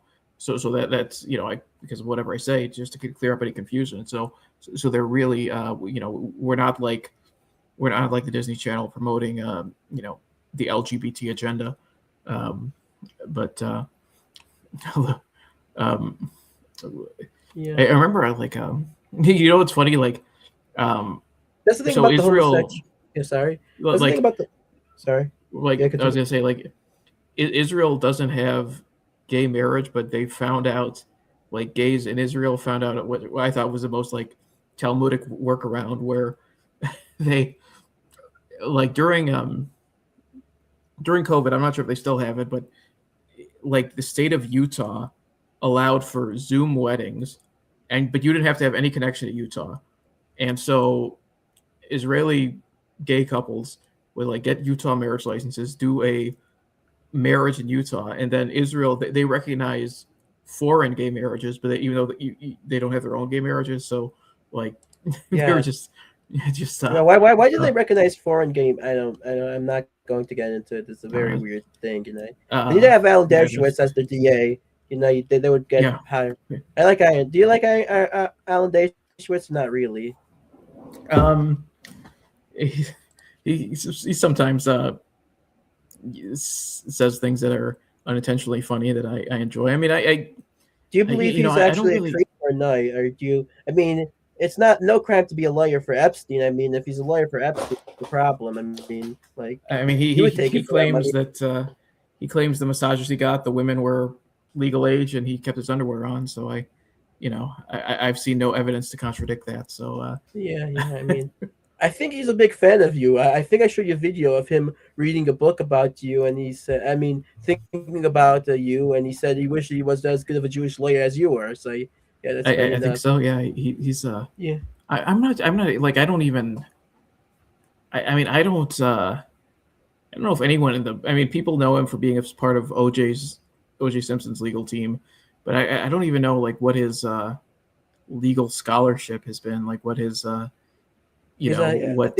professor or something like that. But yeah, I Right, don't yeah, no, he really. was a professor at I think Harvard Law School, but I don't know what like Yeah, what he's what journals, what publications he's had, and it's sort of like law professors, they'll publish in legal journals, kind of with the hope that, oh, maybe this will become legislation, or sometimes Supreme Court and appellate court decisions, they cite legal journals, they cite like professors for if there's like an open question of what is um,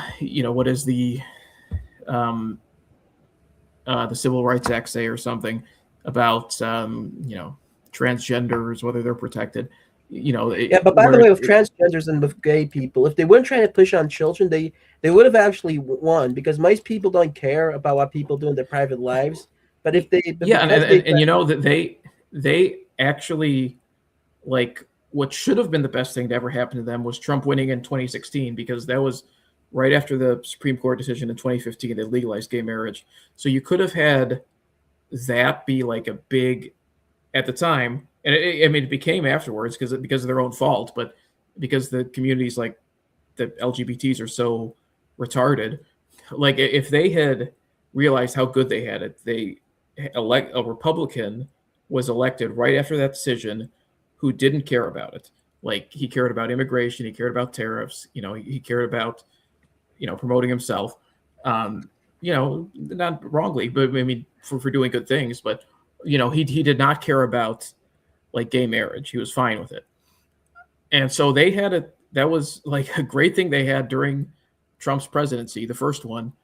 And then when he got out of office, they decided to like push the issue like crazy, like well, drag no, Queen even story hour. before the office, they want like people to make for them a birthday cake because if they didn't Right. even Yeah. push their thing onto other people, people wouldn't even care. Which it was kind of weird. They say the whole thing was originally libertarian, but then they wanted to go into not say don't tell us what we should do in our private lives, but then they wanted to tell people that you shouldn't tell us what to do with our lives. But then they wanted to Right. have people tell. So they went from a libertarian position to like an anti-libertarian Right. position. It was actually very funny. Right. And then it kind of like reared back as part of Republican politics when Trump, was in the wilderness from like 2020 to 22, or I should say 21 to 23, I guess. Um, because that's when you had like libs of TikTok really took off, and you had like people Is she from real. Chicago or not? I don't think so. So she is Orthodox Jewish though, but Yeah. but it is, um, it really took off. It took root, and so it became part of like you know, uh, being against the trans agenda became a big part of Republican politics. It really rooted in those 2 years, and so it became, Well, now they're like I said, also if anti-gay people now. Many Republicans, yeah. So yeah, right, yeah, I mean, and so like if they had realized how good they had it, and they just said, hey, we were at a good point here. Let's not rock the boat, but they had to rock the boat, and like I don't know if it's yeah. and people like going back to like Jewish people, it's like going back to okay, why are they letting in all these immigrants from countries that are anti-Semitic? It's like people will say, well, they just have this uh, internal drive to like subvert their home country. I don't know if that's true, but it seems like I don't know if like a lot of the more whether it's the LG, it's not the whole gay community, but it's like there's some activists here who just feel like they have to keep pushing the envelope. They have to keep doing it. They can't just like I mean, say, am I okay, just the only? Are they just not smart people? Because I heard they have actually good intelligence and they make a lot of money and stuff like that. But for me, it feels like many of them are just not smart people. You get what I mean or no? Or yeah, a lot they're are. not I mean, they're some not good are like socially. They're not very good for instance, socially. like Scott Bessent. He's a genius, and he's very loyal to President Trump. And he's gay. He's married to a man. Unlike me, I'm married to a woman. But he's completely loyal to President Trump, and he there are, but there's a lot of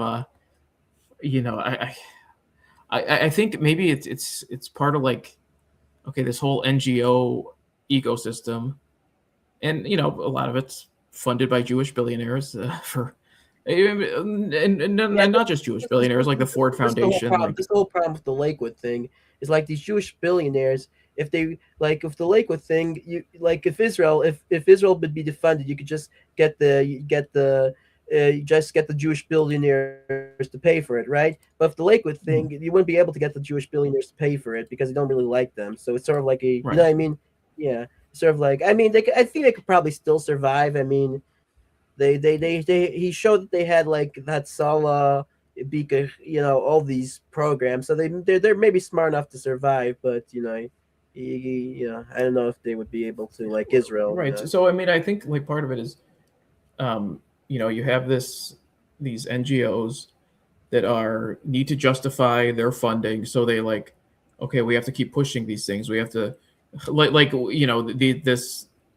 Parenthood these. or Well, I'm kind of going to the LGBT, but like, like BLM. Would you say BLM is another? yeah, I know it's BLM not. too. Yeah, BLM's another one where they like, they can't like win. Like it's if they say, okay, we won, we can go home now and just run, have our jobs, run our businesses, run for city council, just and not for gay issues, but just because like, oh, we need to regulate traffic or we need to have better garbage services, whatever. They're like, no, these groups to keep getting their money, they need to fight for, okay, we won, because like if you look at like 2015, they won on gay marriage, the Supreme Court, and then they had a Republican president who dictated, had control of the party, and like in Trump's first term, he it really wasn't part of his agenda, but they had to keep pushing. They had to say, no, we need, like kids are trans, kids like 10-year-old kids. Oh, this 10-year-old boy thinks he's a girl, so we need to give him estrogen and things like that. And we need to have drag queens reading to kids. I mean, And that's one of the good things about I mean, one of the things ADL tries to do is they try to get their cookie into many aspects. They try to defend black people, even Muslims and stuff like that, because I guess they know that they're. Am I wrong about this, or? well, yeah, I mean, they do, which I think is to their detriment because they I think they could have had an opportunity to kind of shift rightwards as okay, like the Republican Party seems friendlier to Jews now than the Democrats were, but it's like they burned so many bridges with the right. Like I back in October, I think, after Charlie Kirk was murdered, I tweeted that look, the ADL on their glossary of hate lists Turning Point USA as a Nazi group, as a hate group, as an extremist group, and that went viral. Elon Musk, he replied to it and retweeted another one of my ADL tweets, but basically on the same thing that they were calling. That's something they do. They like, why would they call TPUSA a hate group? And because of that, they like, and then senators and congressmen started retweeting it and tweeting about it. And you got on Patrick And Casey's show as well, right? yeah, and Patrick Casey show, and like they made their bed with the left, which was a strategic blunder, because now when the right, at least the Republican Party, I mean, not the entire right. I mean, there's very anti-Jewish people on the right, but like the Republican Party would make more sense for them to work with right now. But they kind of like shit the bed because they were like with BLM. They were calling just normal Republican groups. This isn't like the Klan, or when they first started in the 20s or whatever, when they were fighting the Klan and like fighting against Jewish discrimination at universities and for jobs. These are just regular conservative groups, completely mainstream, and they're calling them basically the same as like the Klan, TPUSA. And so they took down their glossary of extremism because of all this. Kash Patel announced the FBI was cutting all partnership with them because they were, they had partnerships to train the ADL on, or FBI on like hate crimes and things.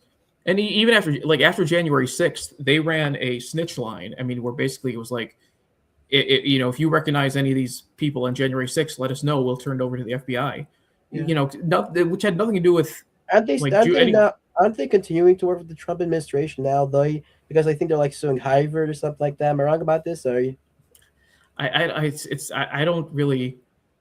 I think maybe they're trying to, but I think they've kind of poisoned the relationship so much they became. So why are they suing Harvard? Why is Trump administration? Oh well, that's I think that's I don't know, maybe like Miriam Adelson and kind of Jewish influence kind of outside the ADL. I mean, the ADL I think had some prestige in the Jewish community of like, okay, this is the group that fought defended the Jewish community. Not the JDL. Yeah, the GDL Goyim Defense League. No, JDL, the JDL Rav Meir Kahan, you know what I'm talking about? Oh yeah. I don't think they had a good relationship. I mean, I heard maybe, I don't know. I heard they did but like the JDL, the SPLC, which sort of Jewish, but like the founder wasn't Jewish, but these groups. I mean, NGOs in general, they always like more. You don't know what the JDL was there. I don't think they were nothing like the ADL. They were JDL was like a terrorist group. I don't know if they were terrorists. They were they were for sure. They were for sure a while though. I mean, it'd be funny if they existed today. To be honest, like them versus the Gripers would be a very funny thing actually to think. I think they were like the I mean the ADL, like what I remember them for when I was younger was like they were the group you apologized to when you said something anti-Semitic. So like Marlon Brando and Larry King in the 90s, he said, like, if you like the Jews control Hollywood, if I ever criticized a Jew, I couldn't work in this town again. And so, the ADL was there for him to like make a donation and to apologize. And, and that's the thing about the ADL. Part of the thing was, as they're like the Philip DeFranco. As long as you're on their side, you just kiss them on the butt. They'll accept they will let people forgive you, if that makes sense. You know what I mean? Right. So I mean, it was like which I mean, arguably it's a useful function. Like if someone says something anti-Semitic and like, okay, I messed up, I'm gonna make amends, and it like gave it an opportunity to like for someone to make an amend, and it was okay. We can move on. But like part of it was like, oh, I'm gonna take a tour of the Holocaust Museum, and maybe that's why there's a Holocaust Museum in every city, even though America was we didn't. I'm just curious. We liberated the camps. When the Soviets did too. When shouldn't neo-Nazis like the JDL, not JDL, like the GDL and like Grapers and stuff like? Shouldn't they actually like Jake Shield? Wouldn't he have like a time of his life at the Holocaust Museum? You know what I mean? well, yeah, yeah. I mean, it's maybe it's to the credit of of the kind of the far right that they're Holocaust deniers, not Holocaust apologists. Maybe at least they recognize that genocide is a bad thing. So they're No, saying, no, you know, actually, that would be very fun, though. If like a neo-Nazi group would just make it like a like go, I don't know, maybe Auschwitz would be too much, but go to like these Holocaust museums just to just as a just not even to troll, just to like admire all the stuff there. That would be like a very funny troll job if they did that. it would be. I think at least they have some sense to recognize that, okay, that's, genocide is something we Well, I don't mean, want to be affiliated with. they say gas the Jews die, so I mean, like I guess some do, yeah. What so, I is it? mean, that'd be very Yeah, funny. They like go there to admire all of Hitler's work. They go there straightly to like admire the genocide and Hitler's work. That would be a very funny thing to do. they Lady can else, they can go to Madagascar and say, look, Hitler wanted to send them here. Look, it's so tropical, it's yeah, wonderful. well, no, that would not be as good. Them going to like a Holocaust museum, like admiring all the Nazi stuff and stuff like that. Like that'd be a very funny thing in my opinion. And, yeah. I mean, what's your thought? Yeah, What's your thought on the? Are you close with Jake Shields or not really? Or with not really. I think he retweeted me once. He retweeted, he retweeted me on the Super Bowl. There was that uh, Robert Kraft commercial about the Blue Label, like stand up to anti-Semitism or something, and I so recently he sent you, yeah. I would like, yeah, Perry would yeah, like because a he black retweeted man. because I said my tweet was um like it because that commercial was like a Jewish kid in a high school and someone or like he found a sticky note on his backpack that said like dirty Jew or filthy Jew, and then a black kid put a blue sticker over it and said, oh, don't mind them, we're buddies, and my tweet was like that kid put the sticker on his own backpack. Kind of make which some I mean, I personally, I'm skeptical of, at first glance, a lot of like, swastikas were spray painted on the synagogue because it's like, a few, more than a few times it turned out it was just a Jewish person doing it to like get attention or something. Um, so that's what that was kind of in reference to, and that that ad was But perceived JJ as Shields sort of like goes to the he's sort of like getting to the point where he's like endorsing violence against Jews. I mean, he did condemn a postal service person kicking a Jewish boy, or Jewish toddler, which I don't know if it was being tongue in cheek because he's really starting to get to the point where he's starting to endorse hurting Jewish people. You see his tweets, right? It's getting to that type of yeah, point. yeah. It's I don't really, follow him, but I do see his yeah. there's an account that's kind of funny. It's called Jake Shields tries to spell, where I guess like he doesn't have autocorrect on his phone, so a lot of his tweets contain Why does he use numer Grok? nu- That's why I do for all my. Like you see my DMs, I don't spell them good, but I use Grok to spell them correct, which is a funny thing because I'm actually what I do as my side hustle is I'm a writer. I think I shared a few of my book. Yeah, have you ever Mhm. read my book or no? No, but I should. No, it's a book, and yeah, because yeah, but because I just have Grok or ChatGPT grammar check it for me. So sometimes they might change though, so it get annoying. Yeah, and the problem is I don't know how this book would be published, because it might be too offensive for people, even though it's not really offensive. Just even being slightly offensive could get people. People are just so stupid. You know what I mean? They don't. Hmm. Yeah, yeah. I thought about Jake Shaw's actually advertised a book publishing company. I'm not sure if they will accept me though because they might view it to be too pro, not because they don't like Jewish people. Maybe they won't, So it's I don't know. Anyways, yeah. What you like Gypsy Crusader, by the way? I'm sorry to get too much off topic. Yeah, no, I think his videos are often entertaining. He's I I see mean, I them think I it's see too them serious. on Instagram a lot where it like cuts off right before he says the end, like he says nah and then it cuts off. So Yeah.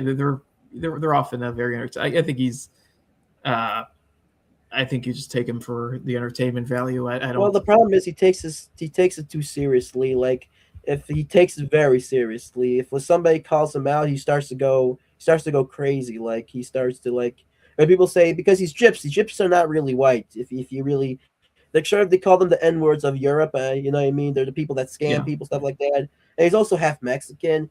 he gets like very upset. Which like I'm like my thing is when a person calls him out, you should just like say, "Oh yes, I'm a gypsy," and start to like do like a fortune telling type thing. That would be funnier. But he takes this thing like too seriously. Also, he's sort of like a hypocrite in some sense. You heard, like he sold drugs to people. You heard about the story? He used to be like a drug dealer. He sold drugs to kids. You ever heard about that? Or Yeah, no, yeah, no, there's a I whole thing. I think it's yeah. I don't know. Yeah, but yeah, I think you just kind of have to take him for the entertainment value of. yeah, I mean, yeah, for sure. the clips. I mean, I don't even know like what platform he streams on. These the like. I mean, it's not Omegle anymore, but it's some new version of Omegle where he's Yeah, just he's there. People he gets random people on videos, and if they're like black, he yells the N word at them, or if they're Jewish, he calls them yeah, rhymes with Spike. I don't know if we want to use slurs here, but so I think it's very yeah. very funny. So yeah, I mean, but I don't. And even like Nick Fuentes, I tried watching his stream once, and it was just like he's just like reading the news. It's like No, no, no. You should eh, read. You have to read his super chats. That's the funny part. yeah. The super chat. That's the like I think that's Yeah, the that's part where he funny. gets to. But he spends like Yeah, this is I a don't know weird an thing hour about or Nick 2 hours Fuentes. like just going over the news, and it's like This is a weird I thing just about Nick don't want to Fuentes. watch it. It's not that's not entertaining. Sometimes I like him, sometimes I don't like him. Do you get what I mean? He's like says sometimes stuff he says stuff I like, sometimes he says stuff I don't like. He likes it's tough to be a fan of him because he switches his opinion every single day. You know what I mean? It's like very tough to, because he flip flops all the time. It's really you can't keep up with him. He like do you get what I mean or no? Yeah, no, I mean, one thing I I get that. appreciate him though is that he disavows violence. Unlike many of those people, don't really they claim to disavow violence, but he actually has some. I mean, he consistently does disavow violence. When some people they might disavow violence, but not. I mean, even when he's not consistent on his issues. But yeah, yeah, he's a. I like how you trialed and said you like when my mother does not allow me to use my credit card to. Yeah. By the way, so you never you ever I heard you like you go to restaurants and people are freak people the same ones that Nick went to, but have you bumped into yet or no? Since our last thing. I haven't yet, and I'm often in.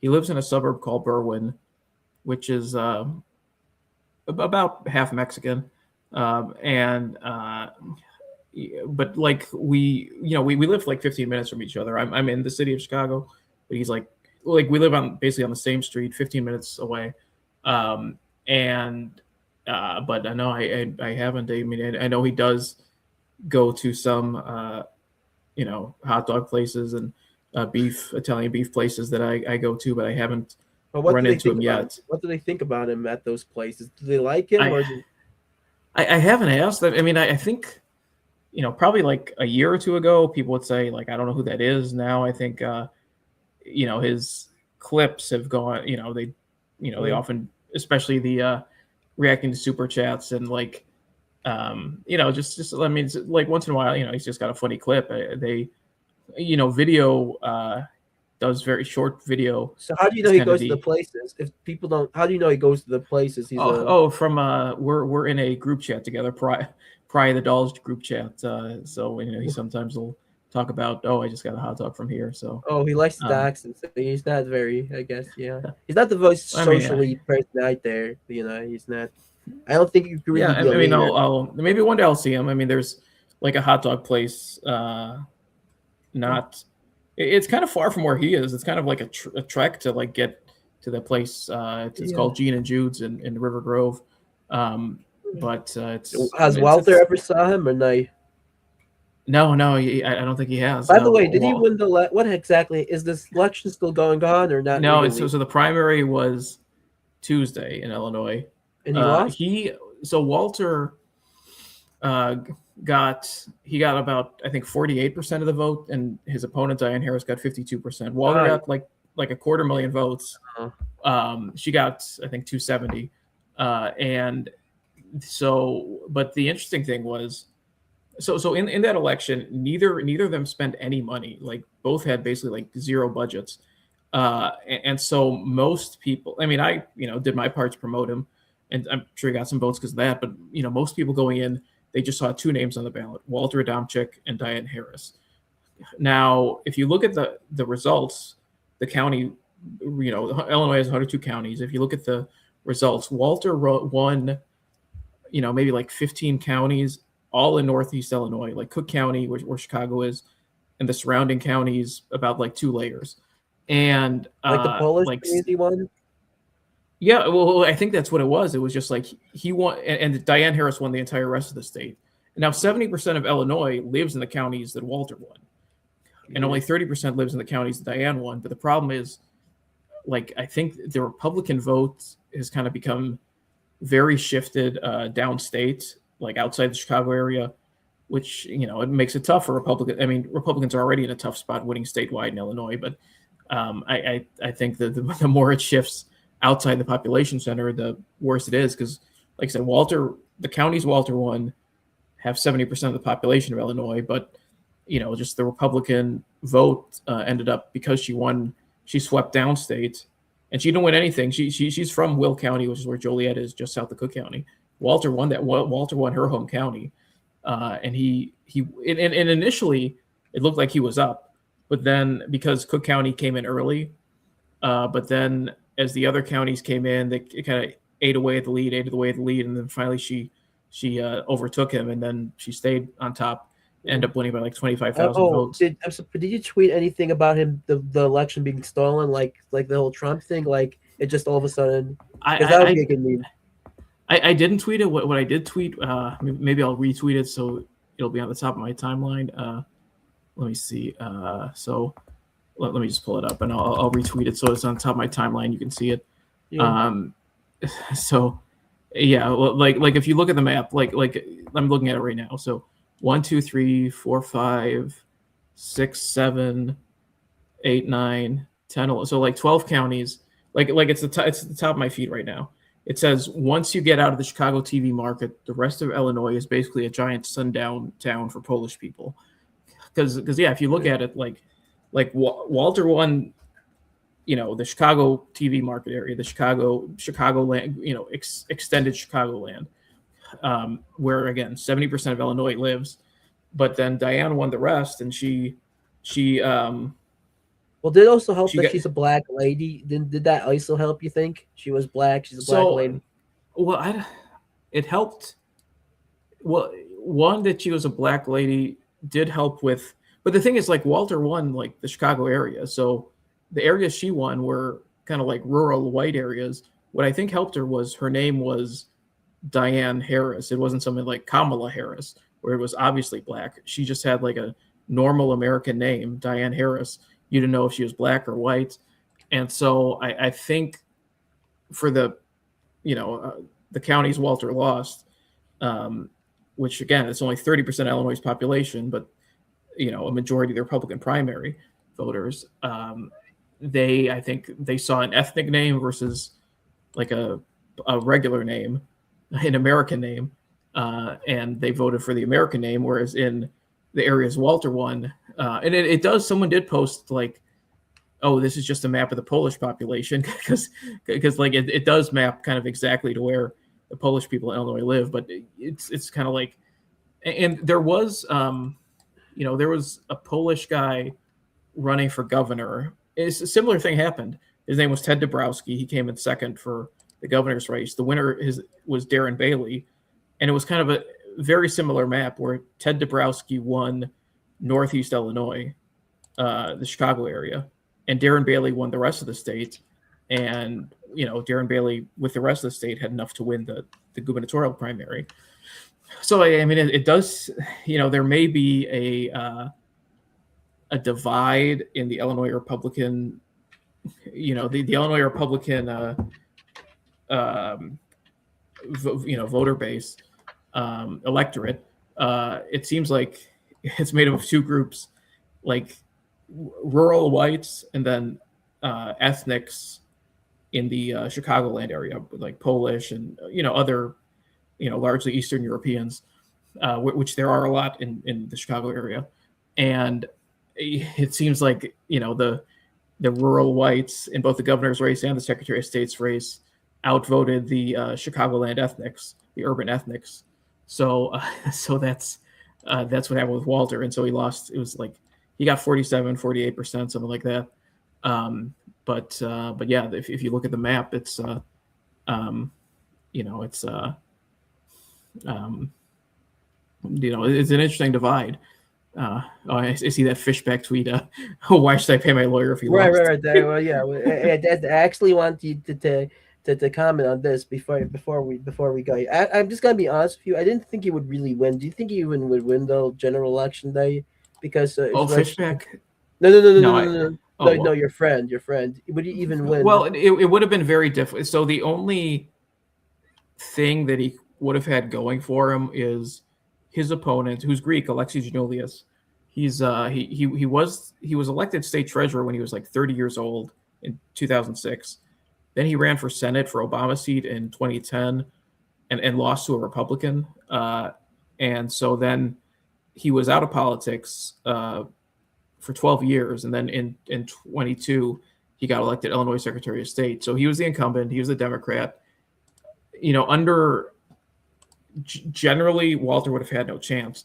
The one thing that gave him a chance is so Alexei is planning to run for mayor of Chicago, and he's got to get his petitions and file before the election for Secretary of State. So one that would let him make the argument that don't vote for Alexei Giannoulias. He doesn't even want to be Secretary of State.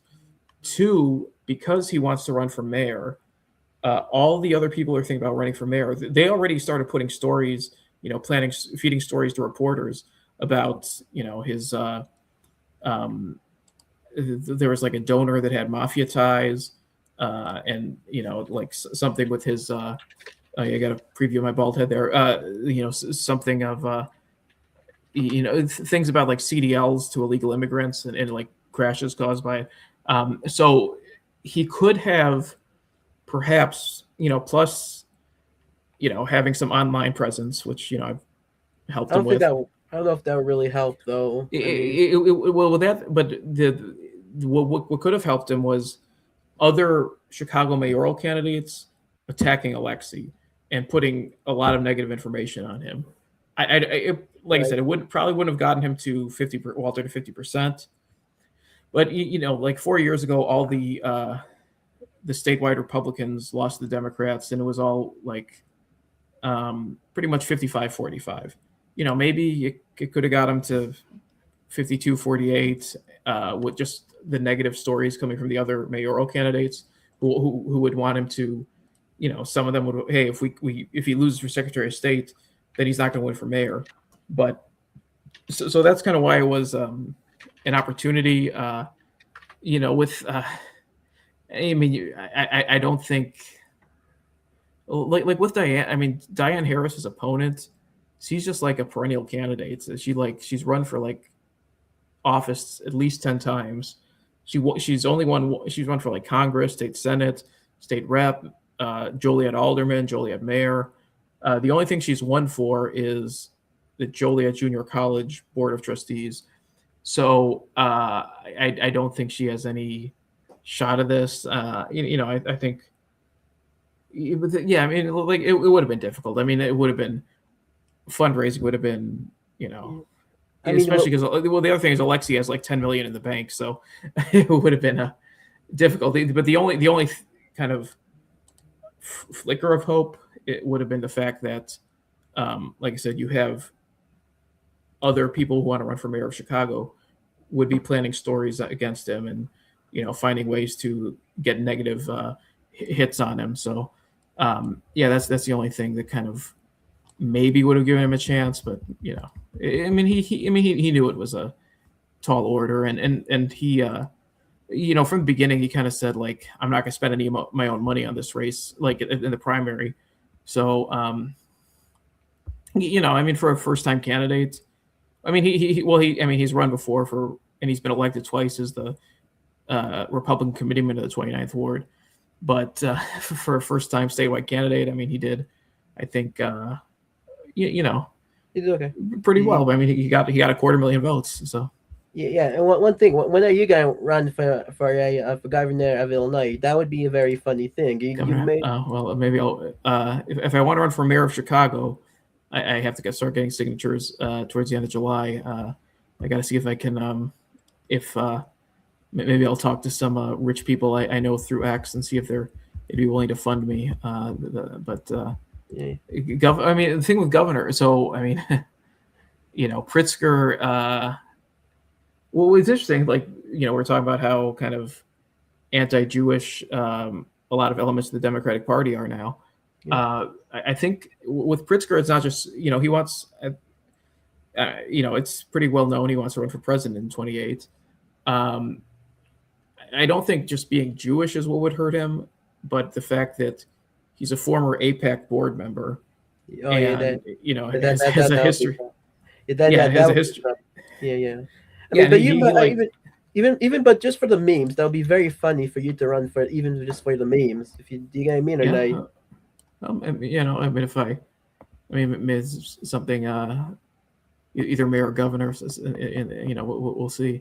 Um, but yeah, I think it would be Pritzker winning the Democratic nomination would be because it's interesting. Um, almost every ad on TV, political ad, it was like Democrats attacking other in the congressional and Senate races. It was Democrats attacking other Democrats for being funded by APAC, and they explicitly said APAC, and which is kind of crazy because if you think 6 years ago, the vast majority of people had no idea what APAC was, but now it's kind of like it's enough of a known quantity, and in the Democratic primary, a very negative. APAC to them basically means like MAGA or like Trump in the Democratic Yeah, primary. yeah. Because there's many So Muslims. There are so many Muslims in the Chicago area, now. yeah, I mean they're yes, and there's some communities like um, Bridgeview and Oak Lawn that have big Arab populations. There's like Pakistanis on like the Yeah. north side and in the near north suburbs. Yeah. By Oh, the way, kind of this. I never got into this, but are you into your Pakistani heritage or not really? I mean, a little bit. I mean, not that much, honestly. It's just kind of. I think being Pakistani and Greek, you just kind of end up, kind of being American. And I'm kind of, I think at least skin tone wise, very white presenting. So, I can kind of, uh, Yeah. it doesn't. Most people don't like, unless they know, I mean, the tell is like my last name Abbasi is kind of Also, it's also a Jewish last name as well. Remember that? the true yes, it's on the Sephardic list, so Yes, it's on the first one, Wikipedia list. first name on the Sephardic list, actually, first I one. know, so maybe I should just run with it. I should just say, I think I could pull off Yeah, to saying I'm Jewish. do what that guy, that I think I guy's got the name nose was? for it. The Uh, nose Ra, and the Ra, beard. what's the guy's name? That gay guy from New York. He tried doing that. What's his name? Oh, which one? What was he? Was he running for something? He ended up going to jail. He no, he won Oh, the George last. Santos. Yeah, George Yeah, yeah, Santos. yeah, yeah. I mean, Yeah. I remember last stream you said how much Levant DNA do you have in you? Like how much you had? So you had Left. no Jewish DNA, but you had some Levant DNA. What was that all about? Well, no, it's my Y DNA, which is it's just male line carried, forever. It's it's the same. So it's primary. There's actually very little of it in Pakistan, where my father's from. It's pretty much entirely in the Arab Peninsula. Although it also is one of the Kohanim YDNAs. So I'm either either a descendant of Aaron or a descendant of which with my last name Abbasi. I mean, it does the story of like, okay, the Pakistani Abbasis are descendants of officials from the Abbasid Caliphate, which was based out of Baghdad, but it extended to the far east to Pakistan. And the fact that my Y-DNA is much more prevalent in the Arab Peninsula than it is in Pakistan kind of lends credence to that. But it's also, like I said, it's one of the it's J1 M267. It's also one of the Cohen Y-DNAs, which are supposedly descendants of Moses' brother Aaron. Yeah, I'm actually surprised that you're not circumcised, considering you have like a Pakistani. Was he Muslim or no? Your father. He is, yeah. And my father's Muslim. I Oh, guess my mother just went out. She just said, no, we're not doing that. okay. I mean, like, and he does. And your father doesn't mind that you're a Christian, or he never tried to make you into a Muslim, or Not that much. I mean, I don't know. It's just maybe it's just my mother kind of like it just seems like she went out on that, so it just I kind of mean, I guess went yeah. along with it. I mean, I guess is he not that religious of a Muslim? I guess not. I mean, Not, I mean, not. I mean, he doesn't like pray 5 times a day. I mean, he fasts for Ramadan, but he's not. do Yeah, you ever argue with him about you ever argue him about religion, about politics and stuff like that, or not really? no, not really. No, okay. Yeah, Yeah. No, but I'm actually because even among like regular people, most people are like circumcised. If you got, do you got me or no? yeah. In America, at least. Um, yeah, I guess just my mom didn't believe in it, and part of it's I think being Greek, it's not a and not a Greek tradition at all. So, Yeah. um, I mean, to be yeah. fair, I hope you do you agree? It's kind of like the foreskin is kind of like a worthless piece. It's not really a big deal to have it cut it off. Do you agree with me? Or are you not really? Are I you? mean, it's not the end of the world to do it, but it's kind of like why do it? I don't I see think any. is there I don't any think there's health? any I real think there's some benefit. health benefits to it. Or you? Well, I mean, that's if you're like you know a man whore or something, but just don't stick your dick in anything and you'll be okay. Okay, Just so be selective in in yeah. who you have Yeah, sex with and but you don't think it's like a big deal for people. It shouldn't be. People make it out like it's like cutting off, like the like. It's not like female sex. yeah, no, it's I it's yeah, it's just it's not the end of the way. I would unless you have a religious reason to do it, I would advise people not to do it. I mean, if someone, I mean, not that people, people don't usually ask people, hey, should I circumcise my son? But I would advise against it. I don't I think Yeah, it's you're lucky unnecessary. your But father wasn't so religious. You make you have to cut it off when you're 13 years old. Yeah, like some 13, like some Muslims do that here. They, you yeah, know what I'm that's talking about? I guess it like was. in Africa, I think. Yeah, Yeah. Yeah. I guess he's not that much of a religious Muslim, considering he like your his wife had more of a say in you getting second, like a real Muslim family would just slap the wife in the face. You know what I'm talking about? They don't really have that much say. Yeah. yeah. By the way, you heard about the James Brown being replaced from the CBS.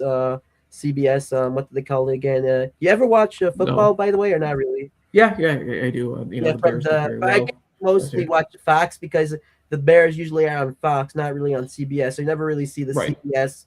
Yeah, but they're firing that person. I mean, no, he was on Fox for a little bit beforehand, but He was, yeah, he was on Fox before he was on CBS. I remember that. Well, yeah, like why I didn't even hear it. Like I was I like today they announced it or yeah. Jason Whitlock made a comment about this, which I'm saying the secular agenda, is whatever. But I mean, like, I don't really understand because he was like kind of a lib. Let me 1 second before I get to the James Fish. He was kind of like a libtard James. Like this is Jason Whitlock's. Jason. What was that? Yeah, Jason Whitlock. Uh, oh yeah because like he was kind of like a libtard James Brown. So I'm like not really surprised, you know, that he's like gone. But yeah, you know. yeah Jason Whitlock he's one of the good ones I think so. Oh yeah, it looks like James Brown might actually be retired because he's old. That's why. Yeah, Oh, but before we end the stream, because we thank you for the long stream. By the way, you have rich friends on X. By the way, I do I haven't asked them to and I think I need to come up yeah. with I a mean, would business they idea. my book or not? If Yeah, I they might. We can maybe once I kind of open the door, then I can yeah, talk with maybe him. I need to just write a I have yeah. So yeah, and anyways, And I'll say, I filled out an NCAA bracket where I went just straight chalk all the way chalk, and so far the Sweet 16 as it is so far is all 1 through 4. So Yeah, let's see. And there's possibility of a total, like, if all the favorites win yes tomorrow, yeah, then I could have a perfect. Even though the first 2 rounds aren't perfect, I could have all the entire Sweet 16 because I went straight. I just yeah. picked the favorite every round. I So think I do picked Michigan to win the whole thing. I mean, once you get to the Final Four, obviously you have to pick between ones, but I think I picked Michigan to you win. picked High Point? You pick High Point because they I won. didn't know. I picked, like I said, I went straight chalk, so I just picked the lower seed, just So until so the bracket is not really perfect, is it? Or you?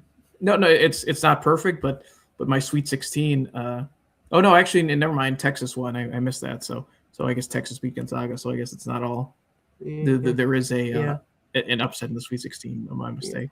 yeah. But I'm trying to find James Fishbacks. But before we go, by the way, thank you for coming on. I'm sorry. I'm taking off my camera. I just you could take out. You could turn it off if you want to as well because the glasses are just like making my I don't know how to understand how people wear glasses. It was gave. Did it give you a headache the first time you saw this or no? Um, do glasses, like, do they bother me, or Yeah, did they ever give what you a was? headache the first time you wear them? Well, I mean, I've been wearing them since I was like in 5th grade, so Right, I'm I kind of guess. used Yeah, them now. yeah. When you Um, were first in fifth grade, did they hurt? They I don't really remember. no, I okay. can't remember What's how. it called? Yeah, but what do you think about James Fishback's tweet? Fishback's tweet. What do you think about his tweet? Let me about him not paying Uh, his lawyer because he didn't won.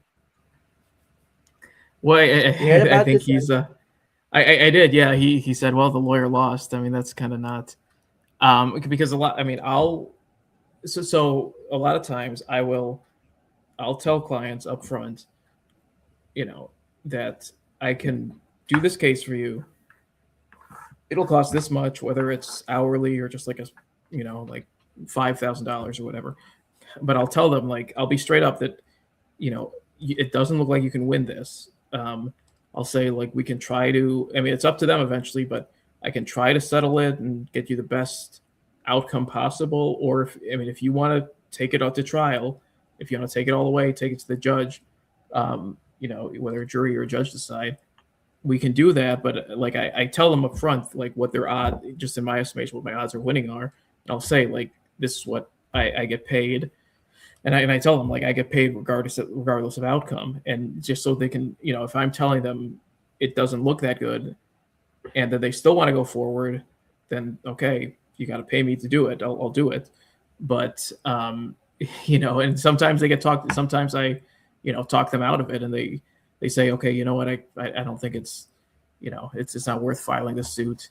Um, yeah, and I don't even know what his case, like, what is underlying. What was the case about? Did he get sued, or he was suing I someone? have no, I don't. I have no idea if I'm being honest with you.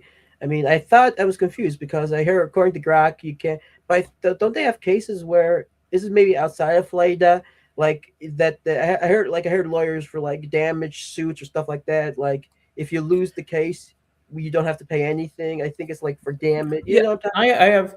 So personal injury attorneys often will work on a contingency where it's like, whatever I recover for you, it's, I get 30% or 33%, and if I don't recover anything, you don't pay me anything. Yeah, And they'll do, and because they have a big enough volume that they can have somewhere they don't recover. But often in personal injury, it's like just settling with the insurance company. And so you settle with the insurance for 100,000, you get paid 30, the client gets 70, and then if the medical expenses are subtracted from that and everything. But so that's called contingency, and that's often in personal injury. I don't do personal injury because there's the thing with personal injury. Like, if you do take it to trial, I mean, you do have to, the law firm has to, if they're doing a contingency and they're fronting the expenses, like for the experts and all that.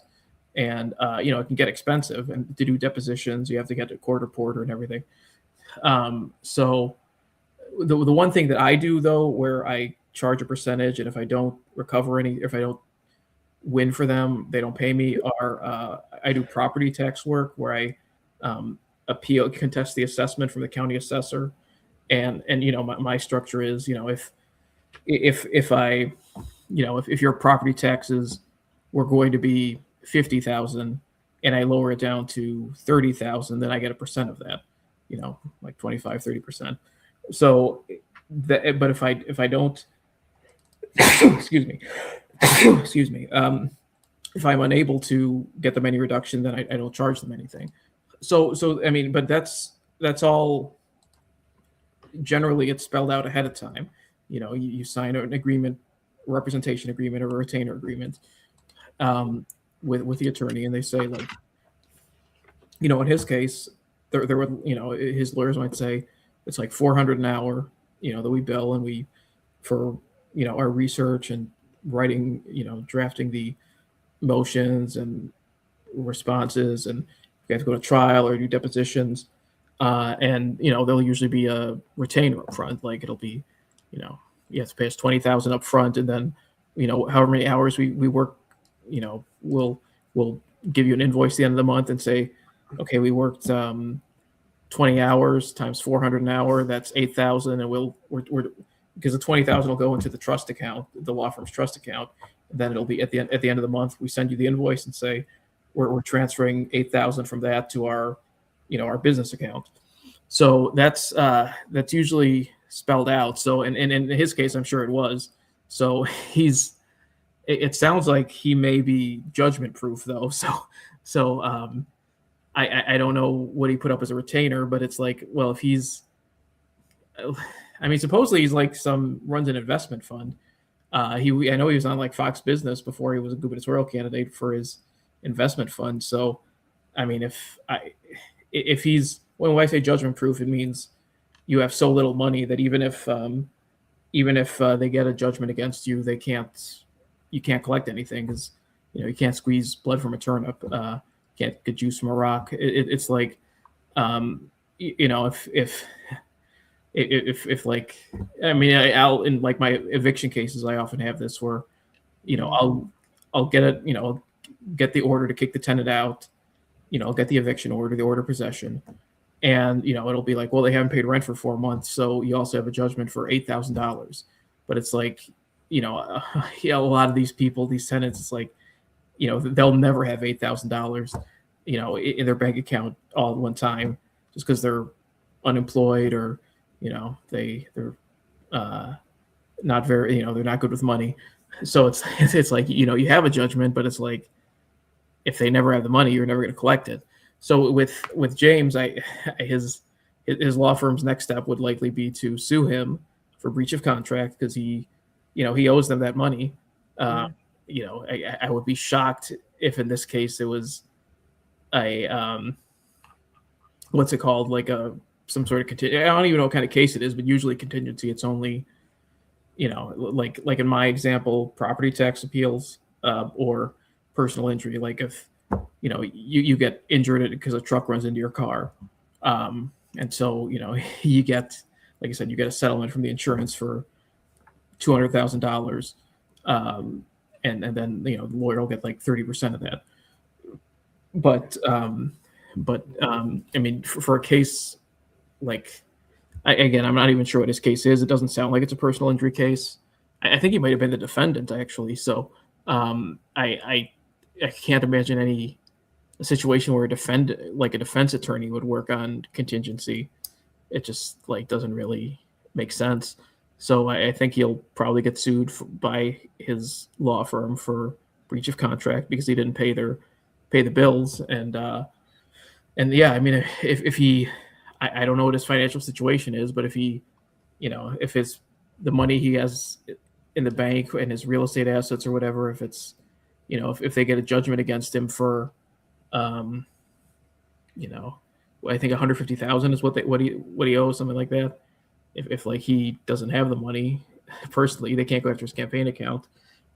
They can't pay. And Florida too. Florida has Florida and Texas, I think, are the only two. There might be a couple others, like maybe Wyoming, or I'm not sure.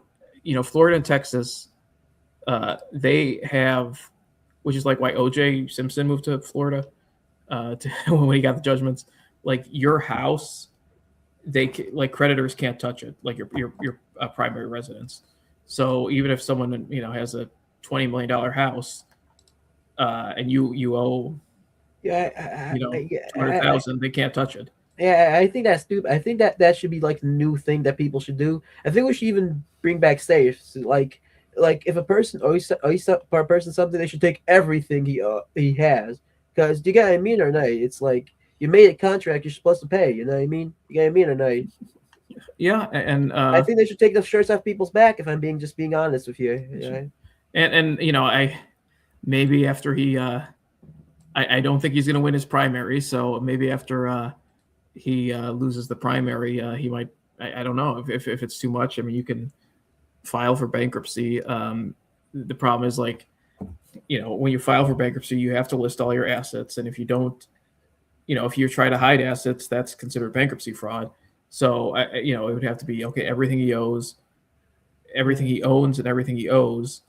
And like I said, in Florida, he can keep his house, but in Illinois, it's not like that. In Illinois, you can protect up to 15,000 in equity in your house, and if it's a married couple, 30,000. But if you have 300,000 in equity in your house, then the creditors can record the lien against your property, and force a sale to get their money. Yeah. I think that also bankruptcy is also stupid. You should be forced to pay if you do bankruptcy. You should, but I guess that's the whole point of bankruptcy. You should be forced to pay all that you have to. I don't know. Anyways, like I know Donald Trump knew how to use the bankruptcy very well, but I guess I regress. Yeah. Yeah, I mean it just it is what it is. It's like it doesn't. I mean, with Trump, I think it was his because like businesses can file bankruptcy. It doesn't with him. I think it wasn't any.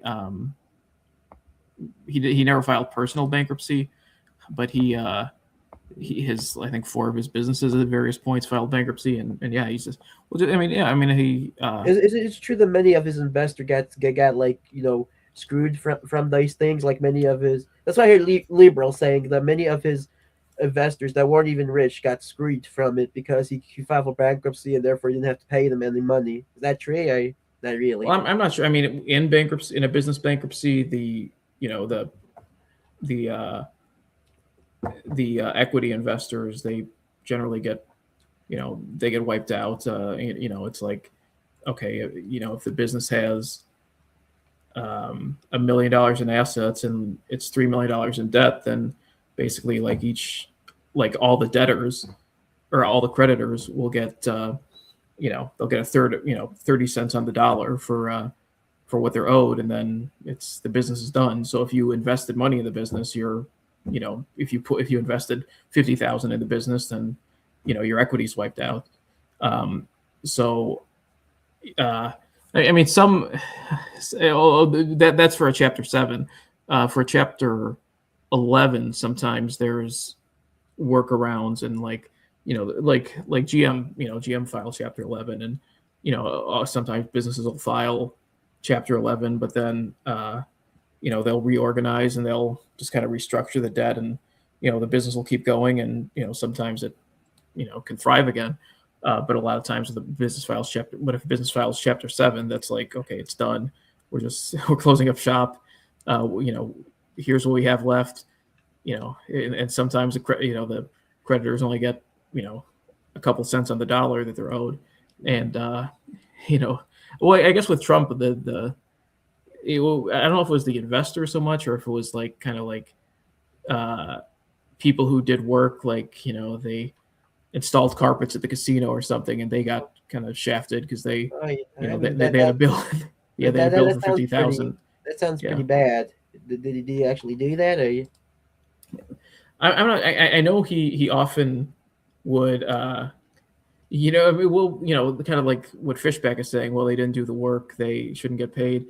He'd sometimes, kind of say, "Oh, okay, you didn't perform up to like even in a non-bankruptcy setting." He'd say, "Look, you didn't.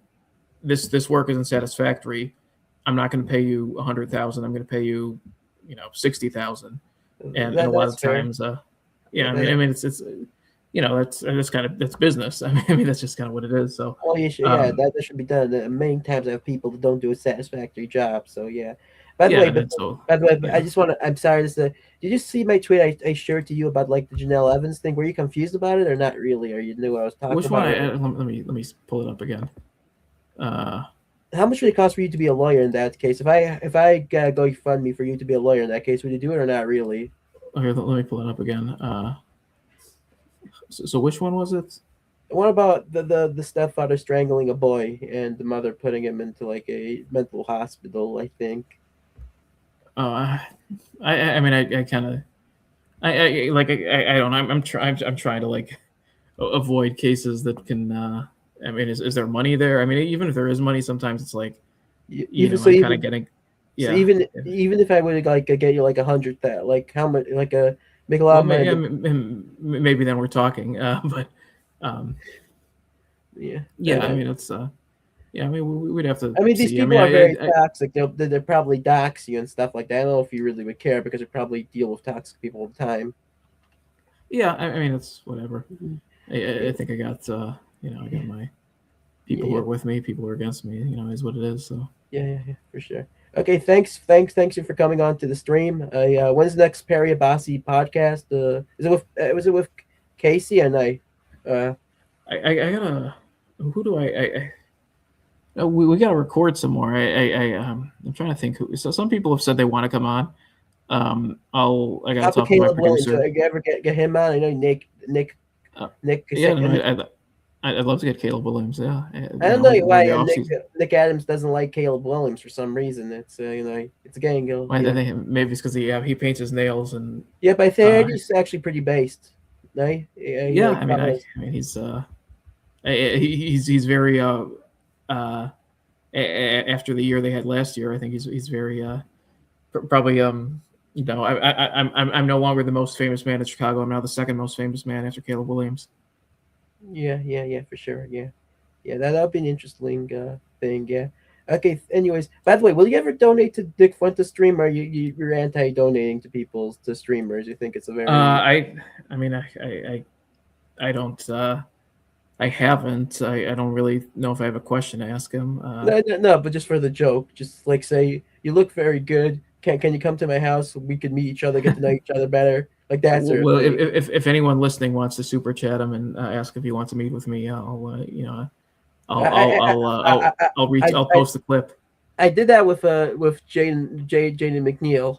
I think he said he knew it wasn't you, but said you look good with your glass, something like that. I want to make a post like saying, "Do you need anybody that needs to clean your glasses?" Like something like that. But yeah. Okay. Anyways, I guess thank you for coming on to the stream. Bye. One second, let No, me send. thank you. It was a good time.